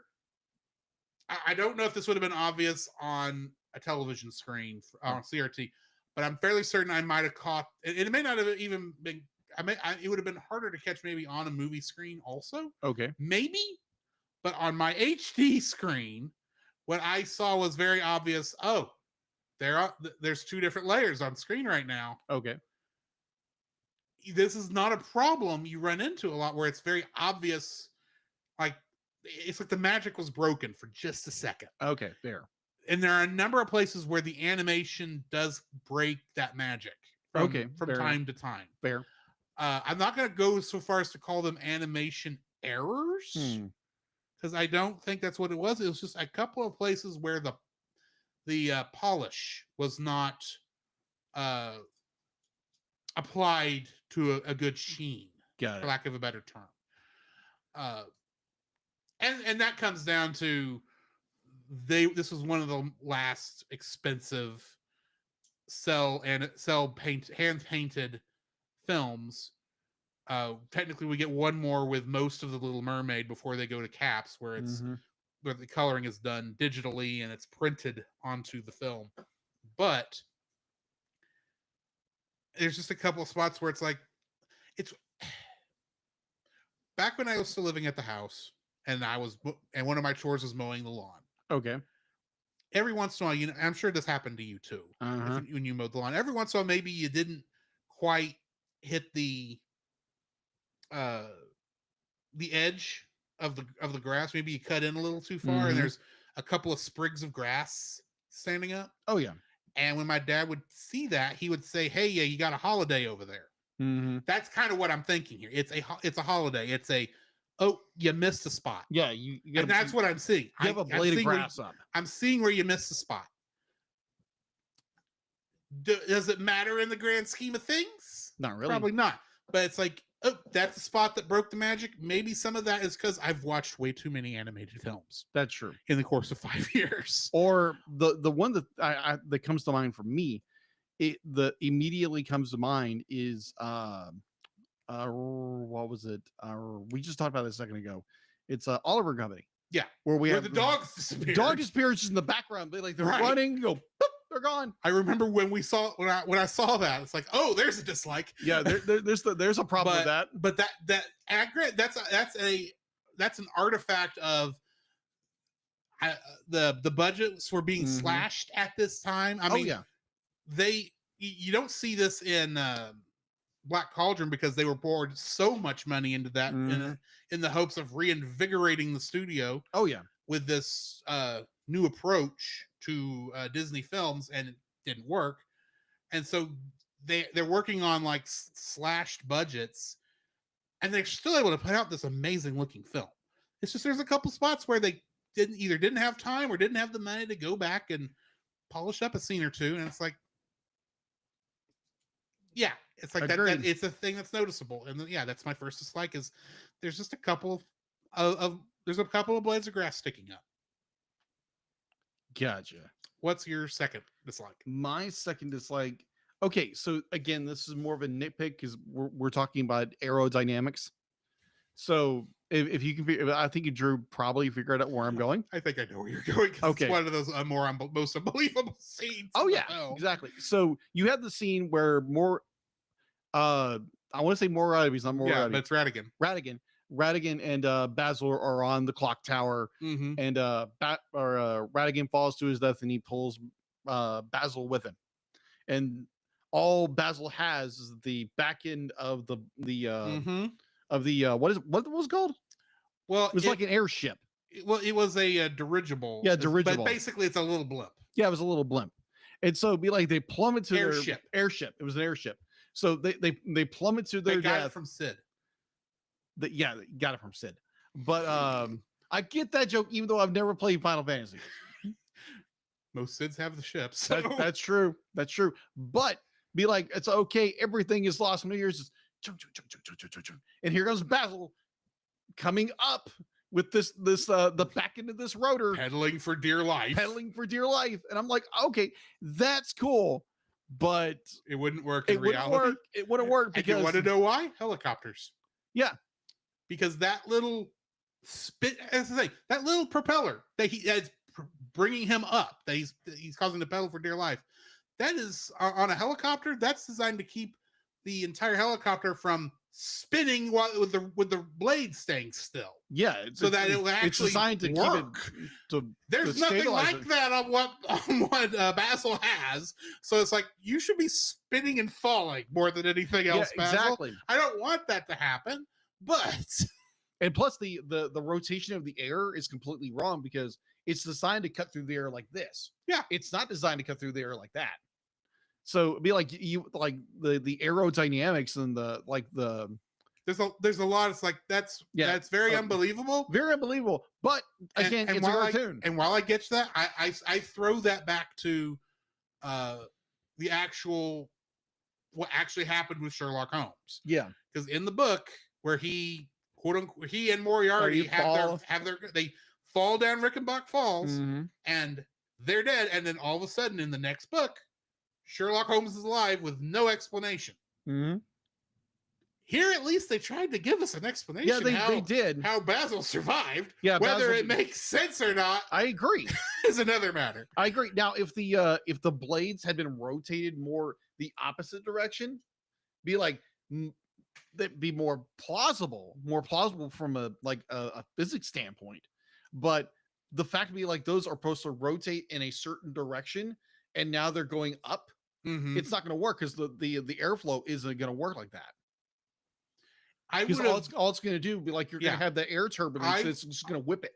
I It's would have nothing. more appreciated. So he should be on the ground. I would have. be real. What I would have more appreciated from that cell, and this is just a what if, Yeah. mind you, if maybe they saw Basil fall to his death, Mm-hmm.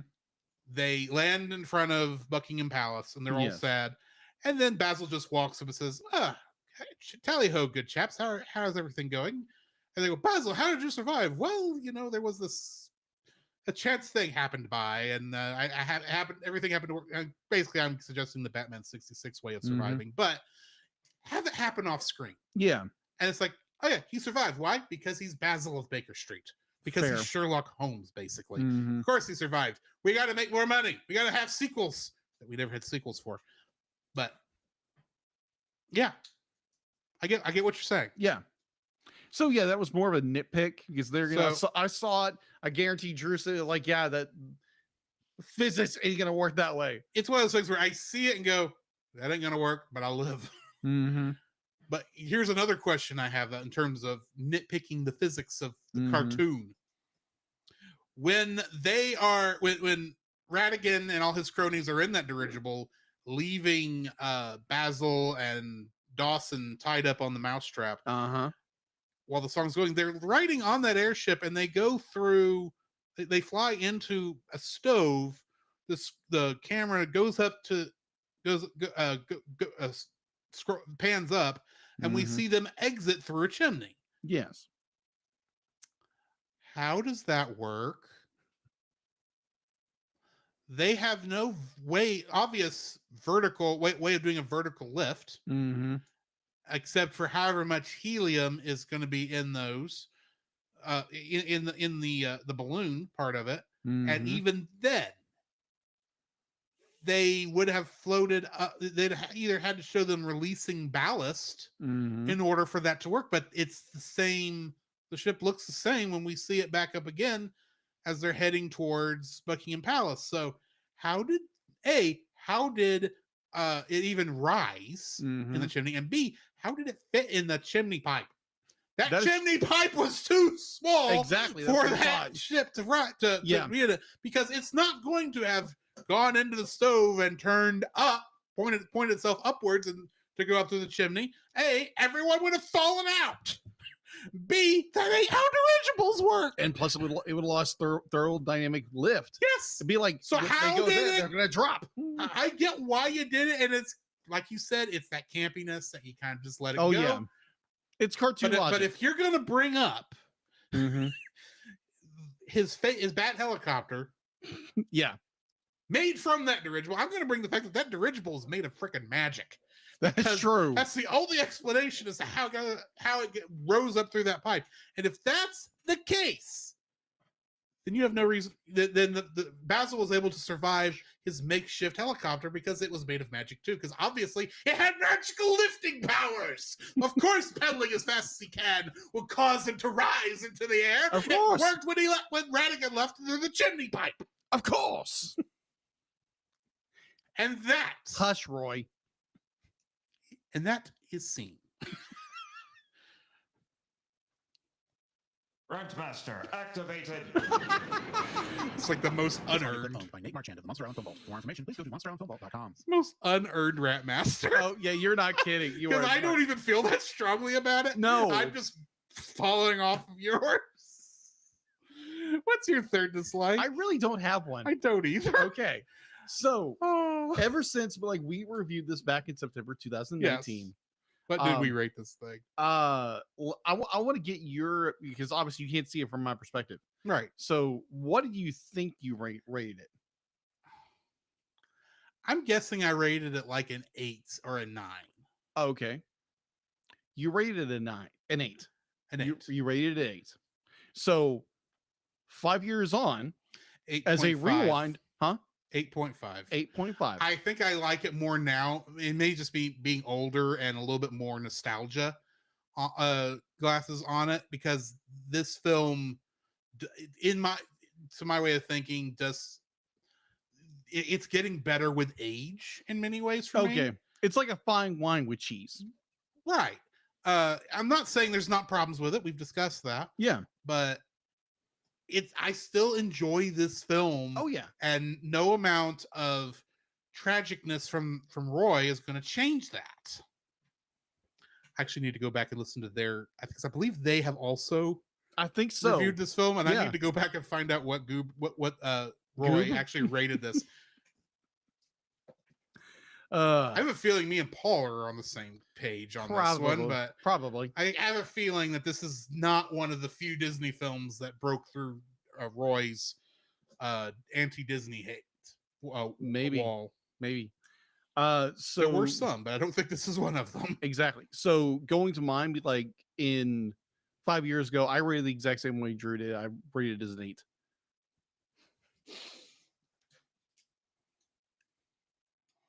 I love how we both got quiet for something being said in text. In chat. I love it. I love it. Oh my gosh. As For the patrons from Marchand, who I'm not sure is still listening to on the live show, Retro is saying in chat, name ain't Roy. Whatever you say, Rat Roy. Rat Roy. That won't go past tonight, I swear. It might Roy will, but Rat Roy won't. T-shirt. T-shirt design coming in my head. That'd be funny. Be funny. And then just say one to Francisco. He goes, no. Artsy says, I keep thinking of the SpongeBob part where Patrick says, my name's not Rick. Which I don't know if I'm thinking of the same scene you are, Steph. I'm just remembering that episode where Patrick got hired by the Krusty Krab, and people keep calling to place orders, and they go, is this the Krusty Krab? No, this is Patrick. Hang on. Ching. Hello, is this the Krusty Krab? No, it's Patrick. Ching. That's what is crossing my mind. Oh my gosh. Yeah. Oh, too funny. So again, like Drew, I'd be like, I gave it an 8. So now I give it an 8.5 because they're going to be like, it is kind of like a fine. It's like a fine. They're going. I don't drink, but it's I don't either. Yeah, the illustration of a very fine aged wine and a good block of cheese with a good sharp knife, and a good dinner with friends and or your loved ones or something like that, and just like you're enjoying something that's a classic, not a tragedy, Roy. Overall, I'll be like, I thoroughly enjoy this film tremendously, and I'm hoping at some point to add it to my movie collection. So yes, 8.5. And if we review it again in the next 10 years, it'll probably be a 9. Probably at the rate things are going. Yeah. By the grace of God. Be like, if this show continues for another 10 years, for another 5 years, it'll be amazing. And if that happens, oh my gosh, where will we be in another 5 years? So next Friday, is Memorial Day. Yes. And we are taking that Friday off. Yes. It's like May 30th is our next episode. Yes. And we will be reviewing Muppet Treasure Island. And I think we have guests, but we need to verify that still, and that's still 2 weeks out. I know one of them said they were definitely wanting to do it. Yes. And probably the other one will too. So probably. And they are some Culture Box peeps, but we'll do the final announcement at a later date. Yes. So join us in 2 weeks for that episode. Yes. In the meantime, we are going to play some bumpers Mm-hmm. and get ready to go into some Batman.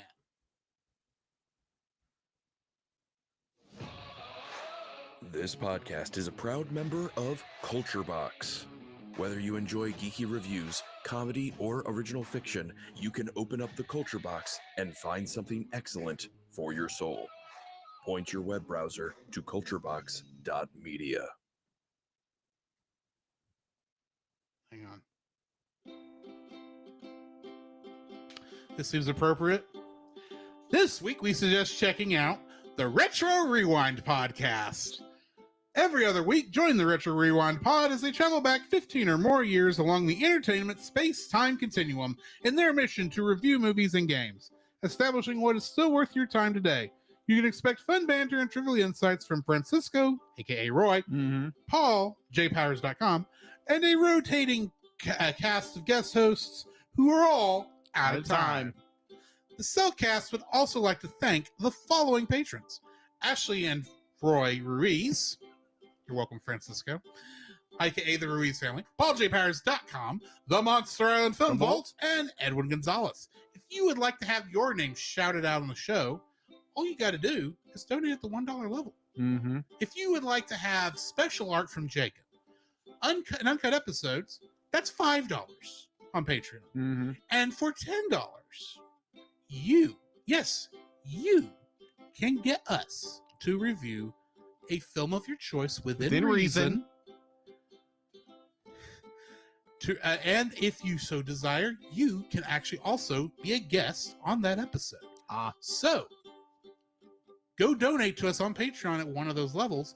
And there may be, which the patrons kind of already know we talked about this because it'll be in the uncut part. There may be a new patron level, not a patron level, but a new reward at the $5 level, probably. At least at the $5, maybe 10. I don't know yet. We may or we'll may be talking not, about it later. Yeah, we'll discuss this, but I think it would be a good trial run to be like, hey, get some friends together and watch something silly. So join us for go do that. Also, check out our Redbubble store to buy t-shirts and other merch, and join Jacob on Monday nights. Yeah, it's Monday nights. We like when you do get back to doing our streams. Yes, because I know you've had a busy couple weeks and haven't got back into the stream into the flow yet.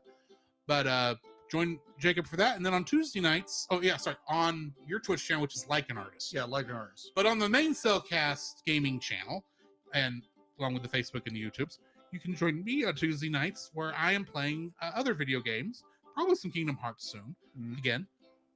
Which means that there's also another podcast for you to go listen to that I do called The Cellcast Presents Untangling Kingdom Hearts, where I'm trying to untangle the tapestry that is the convolution of... That is Kingdom Hearts. Yeah, that is Kingdom Hearts, if we're being honest. It's one of those things where if you start at the beginning and work your way through it in the right order, it makes sense, but you try to explain it to somebody who doesn't know what you're talking about, you sound like a madman. Yeah, and so just for clarification, it's like someone describing a 7 seasons television series. Yes. So one of the things that always I don't want to say be like it was one of the first episodes we did, and Drew wanted to do this. It was the second episode. It was the second episode. We recorded, and it never got released. And it was him trying to describe Kingdom Hearts in a nutshell. And it took him 2 hours? It was like midnight when I went home, and I didn't even get through 3/4 of it. Oh yeah, like you kicked me out of your apartment. Yes, literally. Studio A. That was before I had internet. So let's say that. So yes, keep an eye out for all of those things. Yes. Okay, before we get into some Batman, yes, we have feedback. That I should have been reading over the course of the past 3 months. So I don't just mean when you were out with your with your issues. Yes. I mean I should have been putting this in the thing. Which, considering they're all Marchand. Oh, okay. So I when you say that, be like, I want to bring something up because I was listening to our original episode of The Great Mouse Detective. So when I don't know you remember this at all, but one of our, I think it was on Instagram, like one of the people who left a review was Passive Creative. Okay, yeah. That's my brother Jim. Yes. So And I read a bunch of those I didn't realize that was this episode that I read a bunch of those. Oh, yeah. That he did. Oh yeah. Not intentional. It's just I meant to do it. I meant to do these from March End last week, but I forgot to actually get it in the notes. So It happens. from our episode titled, "But how are we going to explain this to Big Bird?" The Muppets at Walt Disney World, uncut on our Patreon.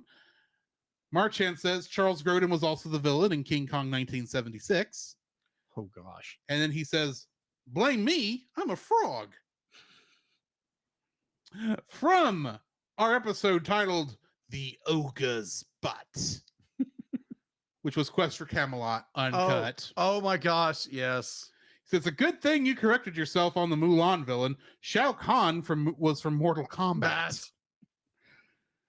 And then we had mentioned Tim Hawkins because he was going to be back in April. He was here in town, and I don't think either one of us got to see it. He said he saw Tim Hawkins years ago in Fort Wayne.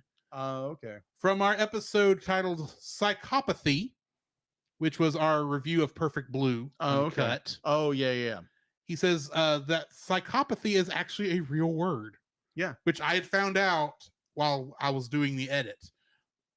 But as of right now, I don't remember what it means. And I'm too lazy to Google. I'm drawing a blank because it's He did leave a link, but because of the way I did this, I can't click it. Ah, gotcha.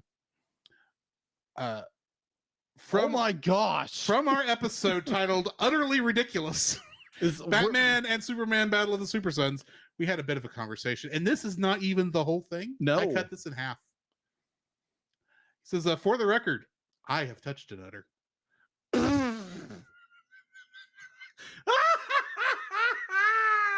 Oh my gosh. It just keeps coming back. He then says the fans did kill Jason Todd by a 49-51 split. Yeah, that's close. He says Starro originally appeared in Justice League #1, and Mir is actually the Russian word for peace. I will read more feedback next week. Oh, okay, gotcha. I think there's not much left. It's just I ran out of time on getting that conversation fully posted into my notes. I got you. So where were those posted at? Those are actually posted on our Patreon. Okay. Under the comments section under our uncut episodes. Oh, okay. Along with there, if you are a $5 level patron, as he was when he posted that, you can also post on our YouTube channel or on what is that called? I don't know. I don't know what it is. Spotify. Spotify comments. I admittedly, I know I have some there from pauljpowers.com that I just found the other day. And I haven't gotten them thrown into the notes yet. So forgive me on that, Paul. And I think they're from a couple years, about a year ago. It happens. I am not good at remembering to actually check all these things. So please, if you post a review and want to make sure I see it, message him about it. PM me, please. I may not catch it.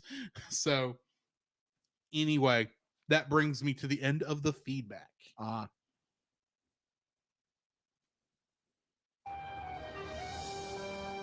am vengeance. I am the night. I am Batman. Batman. There is a song the good folks sing.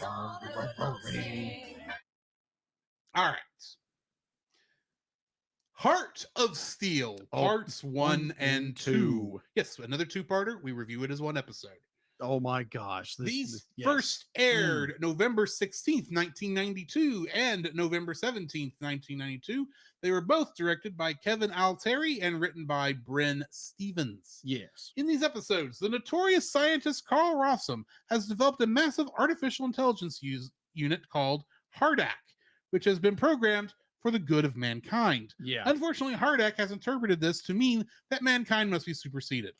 Starting with Rossum's assistant, Rhonda Duane, Hardak begins replacing human beings with robot duplicates. Batman becomes aware of Hardak's activities after several objects have been stolen from Wayne Enterprises, but the Dark Knight might be too late to save the day since Hardak can easily replace Batman's closest allies and discover his secret. Barbara Gordon gets into the swing of action when her father, Commissioner Gordon, and other high-profile city figures are targeted by Hardak. Barbara and Batman work together to stop the computer's evil plans, and they are eventually able to defeat Hardak and its duplicate army.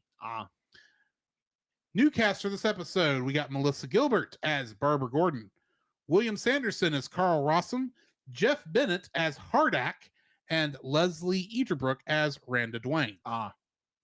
Trivia for this episode. Carl Rossum is undoubtedly a combination of the name of Czech author Karel Čapek and RUR, which stands for Rossum's Universal Robots. The play written by Čapek, which is credited with coining the word robot, which is Czechoslovakian for slave. Didn't know that. And as it is used now in this episode, Carl Rossum invents duplicates instead of which are basically robots.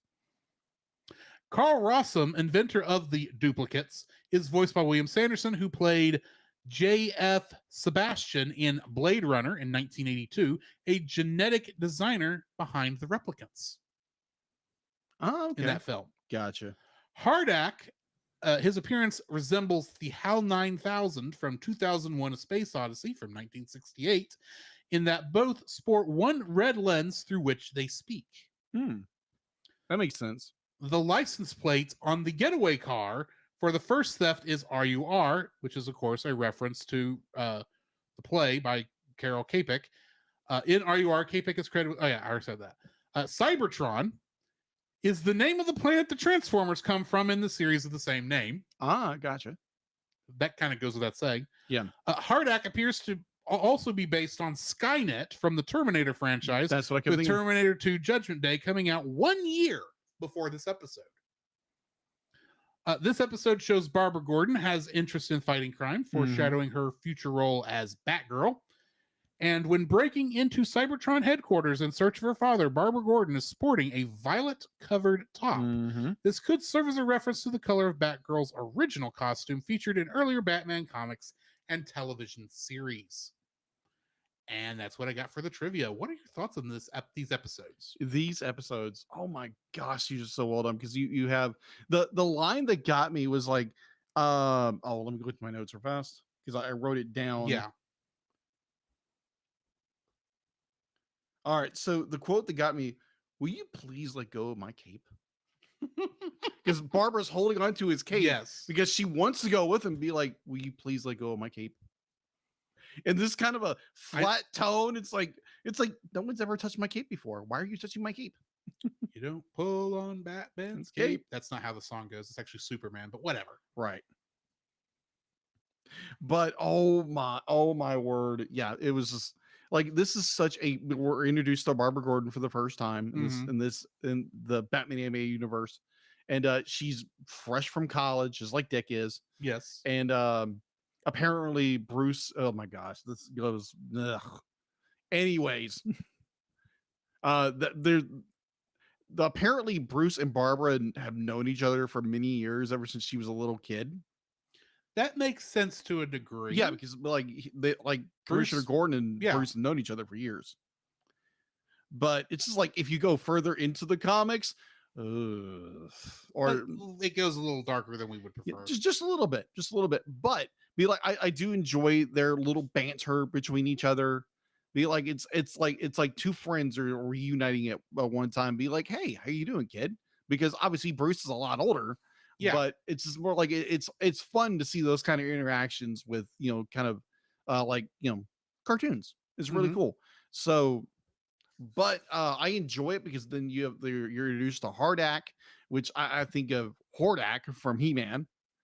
Because we already did He-Man and She-Ra Secret of the Sword. If you haven't listened to that episode, go listen to it. But I enjoy this because it does deal with artificial intelligence, AI, and what AI can do, because Drew brought up all those references. I think of Al from I think it's Al. Hal. That's it. Hal 9000. Hal 9000. But yeah, just be like, it's like it goes into this, what AI is, and be like, is it really sentient? Does it have a free will of its own? Mhm. And it just brings up all those unique questions, which we're now kind of facing now in 2025.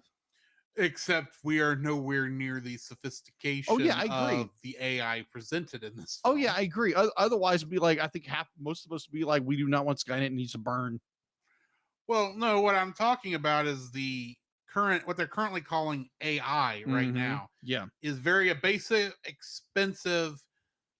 Here's the most likely next word that needs to be said in the conversation. Yeah. So they're not really thinking. yeah, In the episode, Rossum does describe as he had found the link to between Yes. computers and actual artificial intelligence, where it would not only have the speed of a computer processor, Mhm. but it would also have the intuition and the ability to leap in logic that humans have. And Mhm. that's the one thing that even our current level of AI does not have, even though it can seem like it in many Mhm. cases. Yes, I agree. For anyone curious on my thoughts on AI, what we are currently calling AI, I don't consider AI, because in my mind, AI is like Data from Star Trek, or uh, C3PO and R2D2 from Star Wars. Yeah, That to me is what AI is supposed to be. gotcha. What we are seeing here is just very, very, very, very fancy regular computers Yeah, I got you. that just have that can guess that in our modern day. Now they get around that in this by having what they called wetware, which Yeah. I believe wetware is actually a term, a real It term. It is. wasn't made for this. I don't know the exact definitions of it, but it's basically in this a MacGuffin for this magical technology that Mhm. has allowed Hardak Mhm. to gain the ability to intuit what needs to be done, at least as far as it understands. Yeah, agreed. Sorry, I didn't mean to interrupt No, you, but you're good. You're good. But at I'm least, going to get more into the AI in a bit, because there's a lot of interesting AI stuff in this. yeah, agreed. Yeah, I mean I do enjoy when they kind of bring that up, especially because when you're looking at the history of AI in science fiction. yeah, because it is a good, it's a glimpse into be like what science fiction writers been Mhm. writing for 100 years, and we're slowly scary even nowadays getting closer and closer to that. It's nowhere near what they're describing in Batman, Right. nowhere near, but be like it's fascinating they jump onto that. There's even a later episode where Batman is cloned, and he's a robot duplicate, Mm-hmm. and the robot thinks he's really Batman. And so it's that struggle of like, is he it'd be like, does he really think this, or is this programming, or has he become sentient? Does he have a free will? Is he a free agent? And like ultimately he doesn't. But it's that real interesting fascination with AI, and can AI Mhm. really become, or what was that Robin Williams movie they did a couple of years? Bicentennial Man. Bicentennial Man, I think it It was. was actually based on an Isaac Asimov book, which Isaac Asimov wrote a lot about robots. Oh, okay, gotcha. But it's like, yeah, which I'm going to talk more about here in a second. yeah, it brings up a lot of really good points about like artificial intelligence, and like Mhm. should we fear it because it can wreak havoc, and be like, even the fact that this creation thinks that humanity is no longer needed and is going to destroy humanity, and that's a frightening thing to think of. Yeah. So be like, it's a fascinating episode. It's where like Batman is outwitted by a computer that's supposedly based in the 50s or 30s, or the golden age, I guess you call it. This is a weird one, because it's while there is a bit of 50 sci-fi Oh yeah. linked in here, there's a lot of 80s and 90s sci-fi kind of rolled into this also. Mhm. So the idea that robots are going to rise up and kill all humans Mhm. is kind of the entire. If I remember, well, I've not actually read the Sheck play that coined the word robots. Yeah. But generally, it's always used for a generic slave type of person. Mhm. That's why robot is actually Sheck's for slave. Yeah. Which then stop and think of Robotnik from Sonic the Hedgehog. Oh, yeah. Oh. He does enslave animals. Yeah, he does. But Does. yeah. But what I was getting at is, in most cases, you are when you see the robots getting up to kill all humans, it's supposed to harken back to the idea of a slave population rising in Mhm. revolt against their masters. Spartacus. Yeah, very much that. And granted, we see that a lot of times in stories and literature Mm-hmm. of slaves doing that, and generally we're in favor of the revolt because that's generally where the heroes are. Right. Because the people the reason they're in revolt is because their masters have been abusing them, Yeah. and all that stuff. And the thing is, well, in a lot of times with robot stories in science fiction, you do see a very similar thing with robots. Think about in Star Wars. Mhm. How many times has C-3PO's memory been wiped? Oh, a dozen. A ton of times. And they do that without his permission. How is that not abuse? Yeah, true. They do that in Star Trek a lot with Data. Data's actually never fully had a memory wipe. Yeah, it's true, but it was more like they kind of question, be like, there is been that question of, is he sentient? Is he sentient? Is he real? What actually does sentience mean? Yeah. Does the question in that episode you're referring to is, does Data have a soul? Yeah. Which is asking, is Data human? Which a lot of times, especially when I'm thinking of like the enslavement of the African Americans during the early days of the United States. Yeah. It's the idea that this group of others are not even human by what their masters think of them. And that, obviously, I think we both agree. And which is wrong. It's wrong. Yeah, that obviously they have a soul.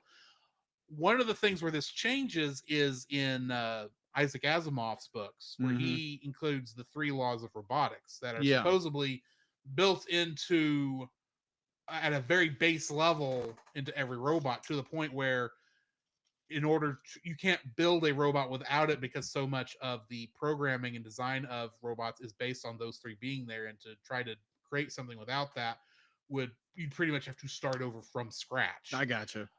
And those 3 laws, just so we're all on the same page, is a robot cannot harm another human being, or through inaction allow a human being to come to harm. Yeah. Second is a robot must comply with the tasks given to it, unless that interferes with the first rule. And then the third one is that a robot must make sure it doesn't damage itself or cause harm to itself, unless this would interfere with rule 2 and rule 1. Yeah. And you see I think iRobot that's with a Will Smith. Well, that's inspired. That movie is inspired by the book of that name. Yeah, of course. The book's entirely different than the movie.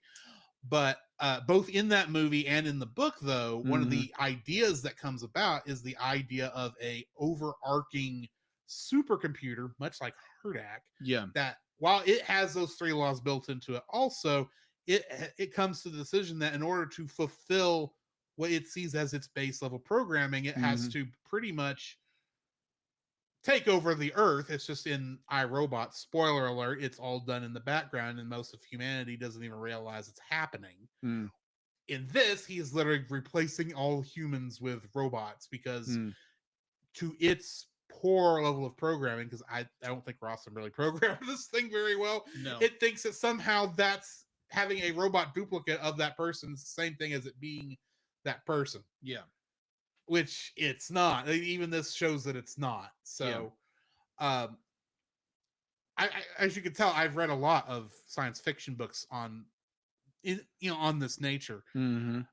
I can tell you, this was probably the first story I was exposed to where you had the quote unquote evil robot trying to take over the world. I say that because I've watched Star Trek. Next Generation had Data.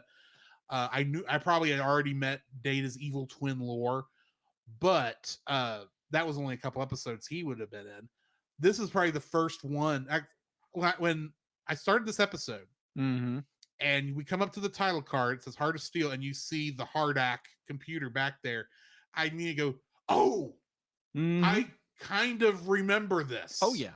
Keyword kinda. Because I remember this machine and that it was taken over. I didn't remember much of anything else because I don't think Hardak has come back in outside of this show. I don't think so. I know there is a computer later on that Batman will develop called Brother Eye that will pretty much do the same thing. Except it's not taking over the world in that way. It's not making robot duplicates. But either way,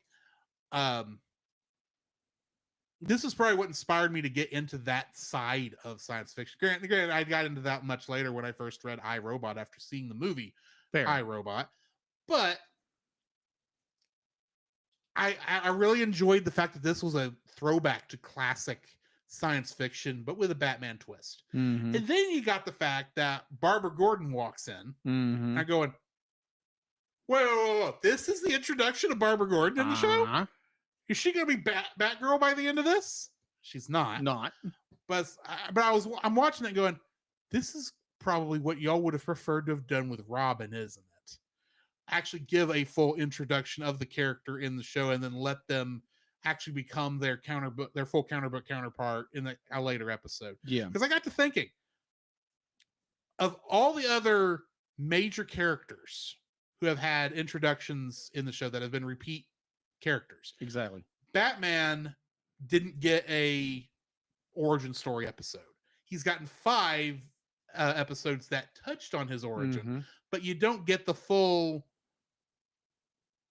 from beginning to end. Here's what happened. Yeah.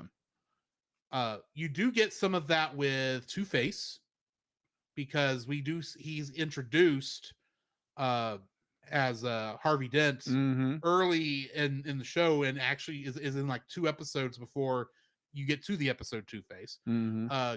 Poison Ivy didn't get an origin story. We don't even know anything really about this Poison Ivy in this universe besides she's addicted to plants. Yeah.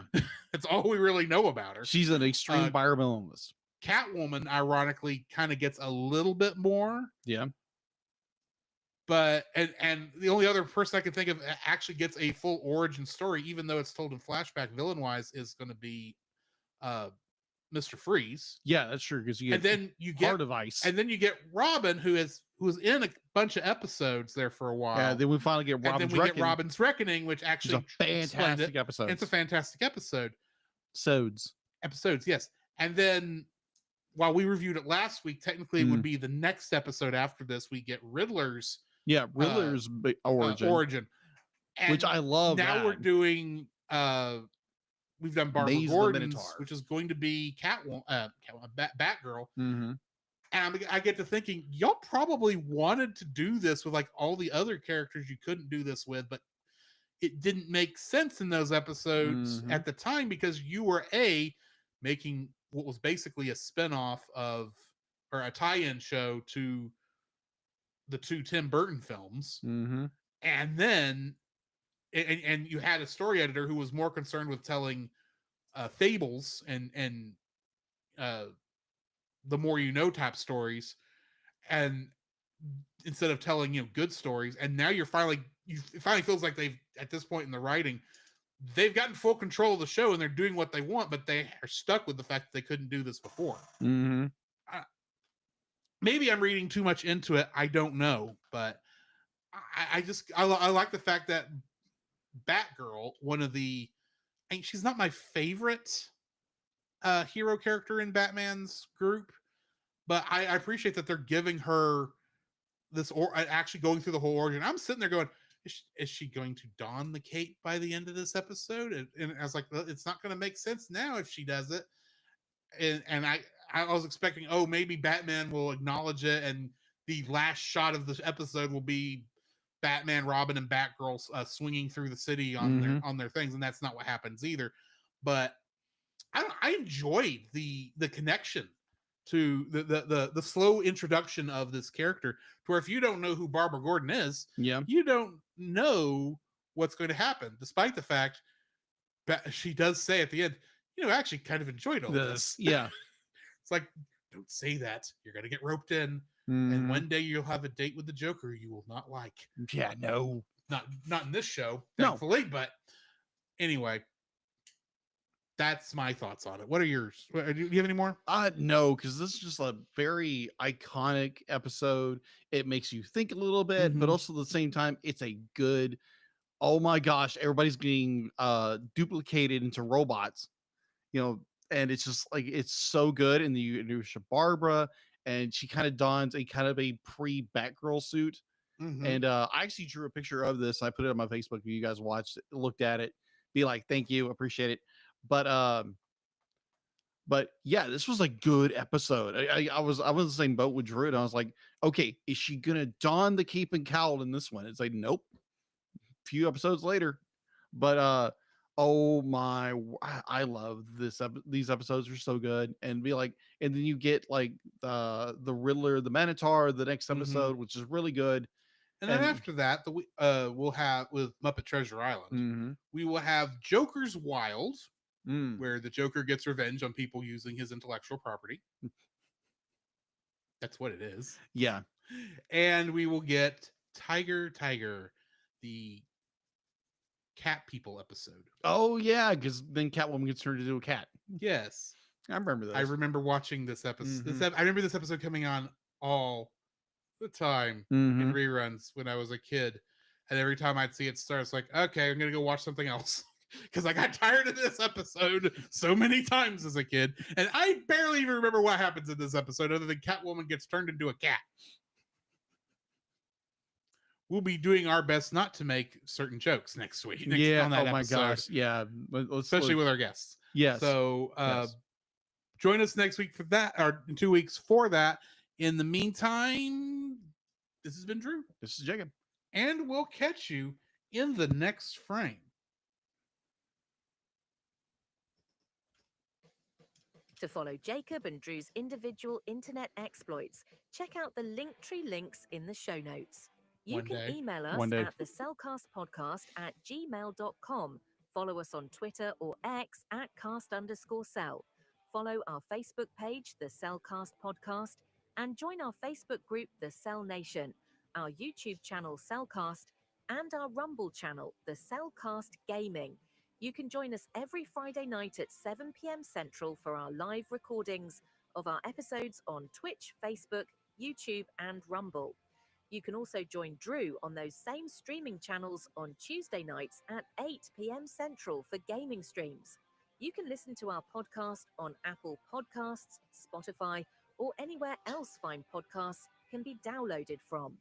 Please rate and review us where you found us. Our theme song is Drop and Roll by Silent Partner. Our bad movie theme is It's Party Time by Gregory Snegoff, with additional audio from the film Titanic: The Legend Goes On. And remember, that's Cell with a single L.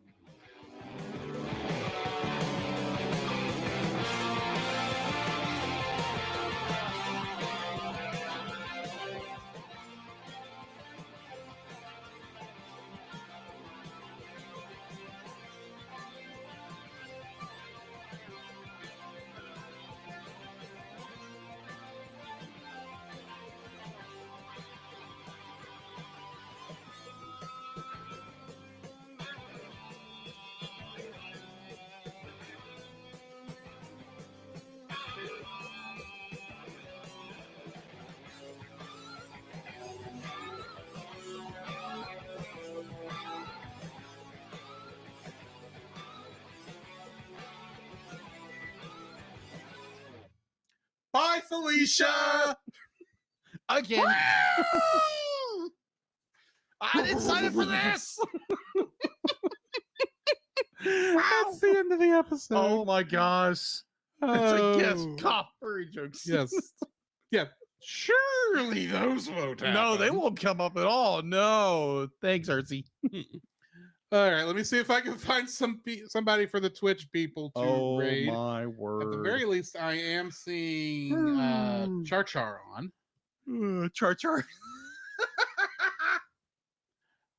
Which I may go that anyway, but I'm gonna do this for all the people here still. Our good friend Book of Gaming, who was on our episode reviewing Get Smart, Yeah. he's been speed running Teenage Mutant Ninja Turtles 2, the arcade game that was released on the NES, and he currently holds the world record. Yeah. I say that because he is currently raising money to do that at GDQ. So if you want to help donate to that, I am going to go that way and say hi so we can hang out with him. Although it looks like he may be elsewhere, but if y'all want to go donate to that, please do so. I will go ahead and throw that little bit of advertisement his way. Oh, okay. Awesome. Which he is stepped away from the camera at the moment, but After these messages, we'll be right back. He'll be back soon. Yeah. But yeah, thanks guys. Yeah, thank you so much.